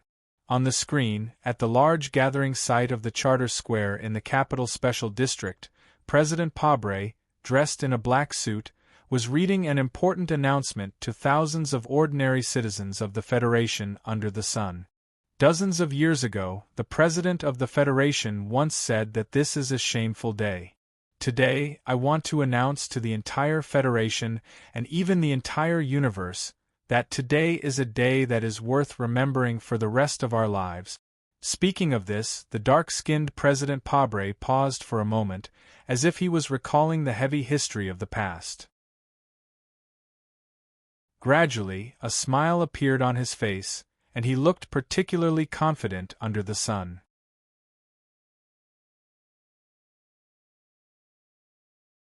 Chapter 427. Under the sunlight, President Pabre looked at the camera calmly and said, "The codename of this military operation is Victory, because we will definitely achieve the final victory." The Charter Square was filled with jubilation, but there was also solemnity amidst the jubilation. For tens of thousands of years, the humans of the Federation had floated alone in the dark universe. In the colonial galaxies and the newly developed space zones, they did not find any relatives. Gradually, they lost their obsession to find extraterrestrial life. With a hint of sadness and a hint of pride, they confirmed that they were the only crystallization of wisdom in the universe, the leader of all things. However, in the last few years of the last constitutional era, people were shocked to discover that on the other side of the Night Scorpion Nebula, intelligent life that was extremely similar to them actually existed. Although the political systems of the two parties were different, from the perspective of biology and natural selection, the people of the Federation and the people of the Imperium walked on the path of carbon-based life with their heads held high. There was no essential difference at all. Some anthropologists even began to boldly suspect that before the unknown catastrophe, the human societies on the two sides of the universe were vaguely connected. The people of the Federation might not be orphans in the first place. Where did we come from? Was it the same place? They lacked evidence, only sunny and optimistic inferences. Unfortunately, such inferences did not have the time to develop into movies, novels, stage plays, or even the warmth of universal diplomacy before they were directly turned into smoke by the flames of war that year. As a result, what might have been a comedy of distant relatives holding hands and weeping together became a tragedy of flowers and silver trees blooming in the sky and blood flowing on the yellow soil once they met. From the day the flames of war began, the competition between the Federation and the Imperium was painted with a layer of thick, hellish ink by blood and death. No one ever explored the endless stories between the two civilizations that were so similar that it made one's hair stand on end. The negative emotions of anger, sorrow, pain, and darkness, as well as the impassioned words of revenge and resistance flooded into the lives and emotions of all the citizens of the Federation. At this point, the stars shone brightly. There was no other choice but to completely defeat the Imperium. In the words of George Carlin, one of the few people who talked about the Empire, it was that every citizen of the Federation had to be a natural anti-empire. In the last few days of the 68th year of the constitutional calendar, the West Woods border, which had been peaceful on the surface for the past 10 years, started to fight again. The Federation, which had been waiting patiently for 10 years, started to move. Tens of billions of citizens of the Federation were excited, cheering and talking non-stop. After the gathering at Charter Square, the news channels of major TV stations began to mobilize all their resources to report on the biggest event of the decade.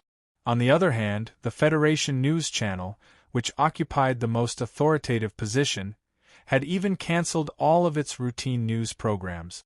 Instead, it began to use text, pictures, and video to broadcast live the battle at the border of Ceylon continuously. The Federation mobilized 94 divisions in the early hours of this morning to launch the final general attack on the remaining invaders of the Empire on the 3 planets at the border of the West Woods. With a solemn expression, the female news anchor with delicate features lowered her head slightly. She quickly flipped through the electronic text prompt screen and said at a very fast speed, According to the latest battle report sent by the Department of Defense, we can now confirm that the main force of this victorious military operation came from the West Woods military region. The one responsible for the interstellar military force transportation is the Federation's Second Fleet. At this time, a video provided by the federal military appeared on the news screen. In the vast and dark universe, a fleet of more than 40 Federation giant warships, which stretched for tens of thousands of kilometers, was heading toward a certain inconspicuous galaxy in the distance. The light of the stars on the right rear shone on the majestic fleet, making the hull of the space warships shine, making the scene look extremely magnificent. The female news anchor held a digital pen in her hand and asked in a sincere and respectful tone, "Professor Lee, President Pabre has declared war on the Empire. According to your calculations, how long will it take for the Federation to complete the first phase of the plan?" Lee Jae-do, the Vice Dean of the 1st Military Academy, replied with a smile, "The Imperial Expeditionary Force's supply of troops has not been interrupted, but as long as the 2 space channels are in our hands, the first phase of the attack should not be too big of a problem." As the only son of the military god Lee Pifu, Lee Jae-do had always been taciturn and low-key in the federal military and political circles. The people of the Federation did not know much about him. Originally, he was not willing to appear on the news program, but the Federation government had to ask him to appear in order to explain the war to the people for so long. After all, he was a member of the Lees of Philadelphia, so the people of the Federation would definitely trust him more than the spokesperson of the government. In fact, he knew very well that the image shown on the news was from 10 hours ago. At this time, almost all of the mechanized troops of the West Woods military had probably arrived in the sky above the 2 planets and were in the midst of a forceful landing battle. In the studio, a white-haired war strategist frowned in confusion and asked Director Lee, "Director Lee, as far as I know, the fleet of the Imperial Expeditionary Force has been cautiously wandering around the periphery of the region. That is the desolate region. The Federation has not been able to obtain an accurate star map. This time, the Second Fleet is cruising at full capacity at high speed. Once that fleet launches a surprise attack, the flames of war in the West Woods region rose again. The military scientists in the Capitol Ring were most vigilant and puzzled about why the Department of Defense dared to use the Second Fleet to carry out the full-capacity transportation plan. After all, the Imperial Expeditionary Force fleet that was like a ghost whose location could not be determined was really a big problem. The fleet of the Empire is currently in the 5460 system. Lee Jae-do was not used to sitting in front of the camera. He smiled and coughed twice before saying, "But I believe that they will never be able to return to the star system they are familiar with to be ghosts." The news immediately shocked all the staff in the studio and the countless viewers in front of the TV. Director Lee Jae-do suddenly remembered the mission that Mr. President had given him and said to the camera, "The goal of the first phase of the plan is to drive the people of the Empire away from the 3 resource star systems. According to the host's question, according to my judgment, it will take the Federal Army at most 1.5 years to complete this historical mission." The female host suddenly opened her eyes wide and asked an extremely unprofessional question that hit the nail on the head. "The military operation is codenamed Victory. Does it have anything to do with the National Girls' Victory Concert? Resource Star System? Did they really want the public to believe that there were only mines and military bases there, but no Federation citizens?" Jian Shuer looked at Rong Pingjing's cousin on the TV and frowned slightly. A hint of mockery flashed in her eyes. Including 5460, in the 3 star systems that had fallen into the hands of the Imperial Expeditionary Force, there were close to 2 million Federation citizens who had been trapped under the iron hooves of the Empire for several decades. Meanwhile, the Federation government had always ignored them for the sake of the greater strategic arrangements, hiding the truth from the public. However, this was ultimately a decision that the government, parliament and military had no choice but to make many years ago. This time's Federation government was at least correcting the mistakes that the Federation had made in the past. Doing some propaganda and embellishing was understandable. Jian Shuer lowered her head slightly as she thought to herself. A moment later, she raised her head and watched the replay of President Pabre's speech on the TV. A trace of a smile appeared on her face. A mature president or politician should announce the start of war before the midterm elections or the next term of office. On one hand, this would increase the chances of success and reduce the risk. On the other hand, it would also help them gain more electoral support. However, President Pabre had ignored the collective opposition of his staff when the new MX Mecha had just been equipped to the army. He had used his superb political skills to unify the opposing views in Parliament and forcefully pushed through the military deployment plan of the Ministry of Defense despite the objections of the masses. This kind of decision might seem a little radical, but hidden within this radical was a certain political philosophy that was worthy of respect. Under Mr. Pabre's tanned and simple face, it was precisely this respectable way of thinking that was completely different from most politicians that allowed him to win the recognition and respect of many Federation youths, such as Tai Ziyuan and Su Lo. Just like many people, Jian Shuer also greatly admired this Mr. President who had come from a poor background. Because of her family background, she vaguely knew some of the inside story. This West Woods war plan was completely proposed and single-handedly pushed forward by this charismatic Mr. President. For this matter, the President had even made a special trip to Philadelphia. The TV began to play the second video released by the Ministry of Defense. She carefully watched the Federal fleet on the screen as if they were transporting a flock of birds. They used the air-to-ground transport pods to deliver the heavy equipment and soldiers of the landing force to the two unfamiliar planets. Looking at the explosions that continued to erupt from the two planets, the hands hanging by her waist gradually tightened. The national girl Jian Shuer was the fuse of this war. It was hard to believe, but this was the truth. Furthermore, she was a top student from the 1st Military Academy's Warship Command Department. Her family background allowed her to hide an intelligent military sense under her cute appearance. Seeing this, she roughly understood the federal military's grand plan. She was the bait, and even the Federation's attack in the southern hemisphere of 5460 was just a disguise. From the very beginning, the federal military's plan was to transfer the last fleet of the Imperial Expeditionary Force to this star sector, and then begin to attack the other two planets with a thunderous force. Those two planets had been completely occupied and operated by the Imperial Expeditionary Force for many years. The situation was completely different from the situation on 5460.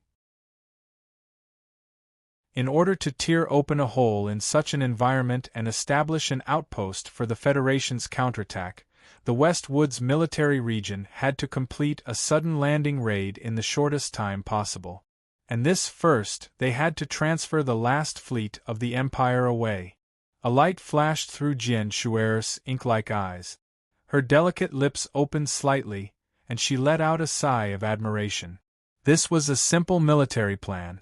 Although it had successfully deceived the people of the Empire and even many of the Federation's participating troops, no matter whether it was the reaction of the Maple Federation, the mobilization of the Imperial Expeditionary Force, or the advance arrival of the Federal Fleet, as long as there was an unexpected situation in one step, this plan could not be carried out. The person who made this plan had calculated all of the Empire's countermeasures without a single mistake. It was a simple and light placement of chess pieces, but it landed in every place where the enemy would definitely advance and retreat. What kind of realm was this? This was a terrifying realm where one had grasped every gust of wind on the battlefield in one's hand and grasped the reactions of people to the extreme. Thus, it appeared to be at their fingertips, at ease, and with great complexity, as simple as it was simple. Jian Shuer thought in surprise. The old man had already retired. Why did he come out of retirement this time?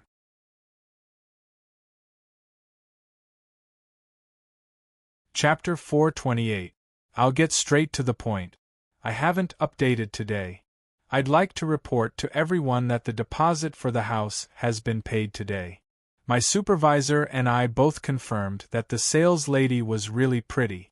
Then, countless things piled up on me, and I felt like I couldn't handle them all. Like I said the other day, the 1,000 words I forced myself to write just now were even worse than some paragraph. Although the spies' plots had been on the right track recently, there had been some problems with their rhythm. This was because there was a problem with the rhythm of my life. Like today, it wasn't difficult to squeeze out plots to sell for money.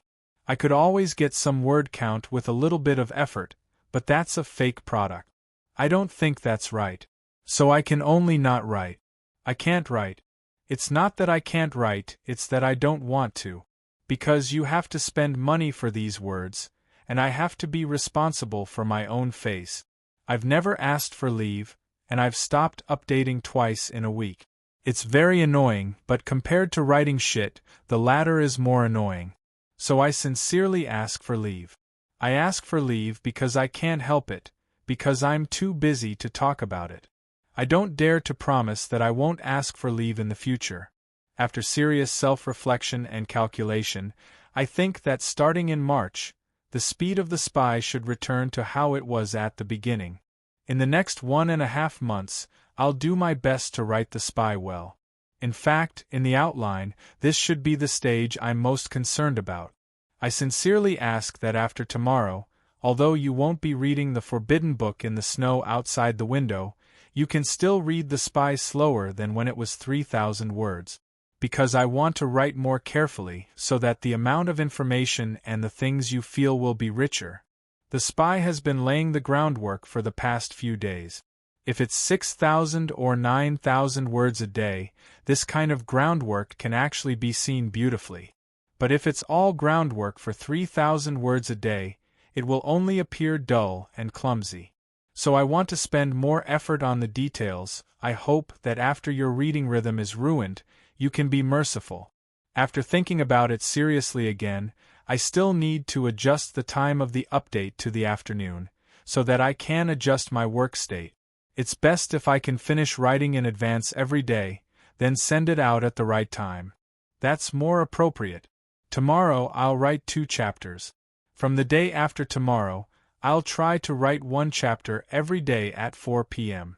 Wind can't blow, rain can't hit. Because I actually like this story. Because the later parts of the story were all interesting and murderous things that I really wanted to write. Please give me and the spy more patience with this story. That invincible, great, and diligent tomcat, who didn't need to take a wedding break and only cared about renovations, would finally tear apart its fur and reveal its brilliance. It would appear in front of your fresh eyes every day in a slow-motion running posture. Although it will be written more slowly, it will definitely be written more straightforwardly, so that we and Sulu can travel in a straight line through the universe, with infinite glory. For the next 2 months, I definitely won't be soliciting monthly vote. I can just do whatever I want with recommendation vote. Anyway, the guests will definitely be good in the future, so I definitely have some confidence in this aspect. 1,000 words on the note should be able to prove that what I said was true. In my opinion, not updating while asking for leave is a sign of responsibility. I am still narcissistic. Bow and leave the stage. See you tomorrow. You're tuning in to the Phoenix Nights YouTube channel. Don't forget to subscribe and join us on this journey to catch the most captivating stories.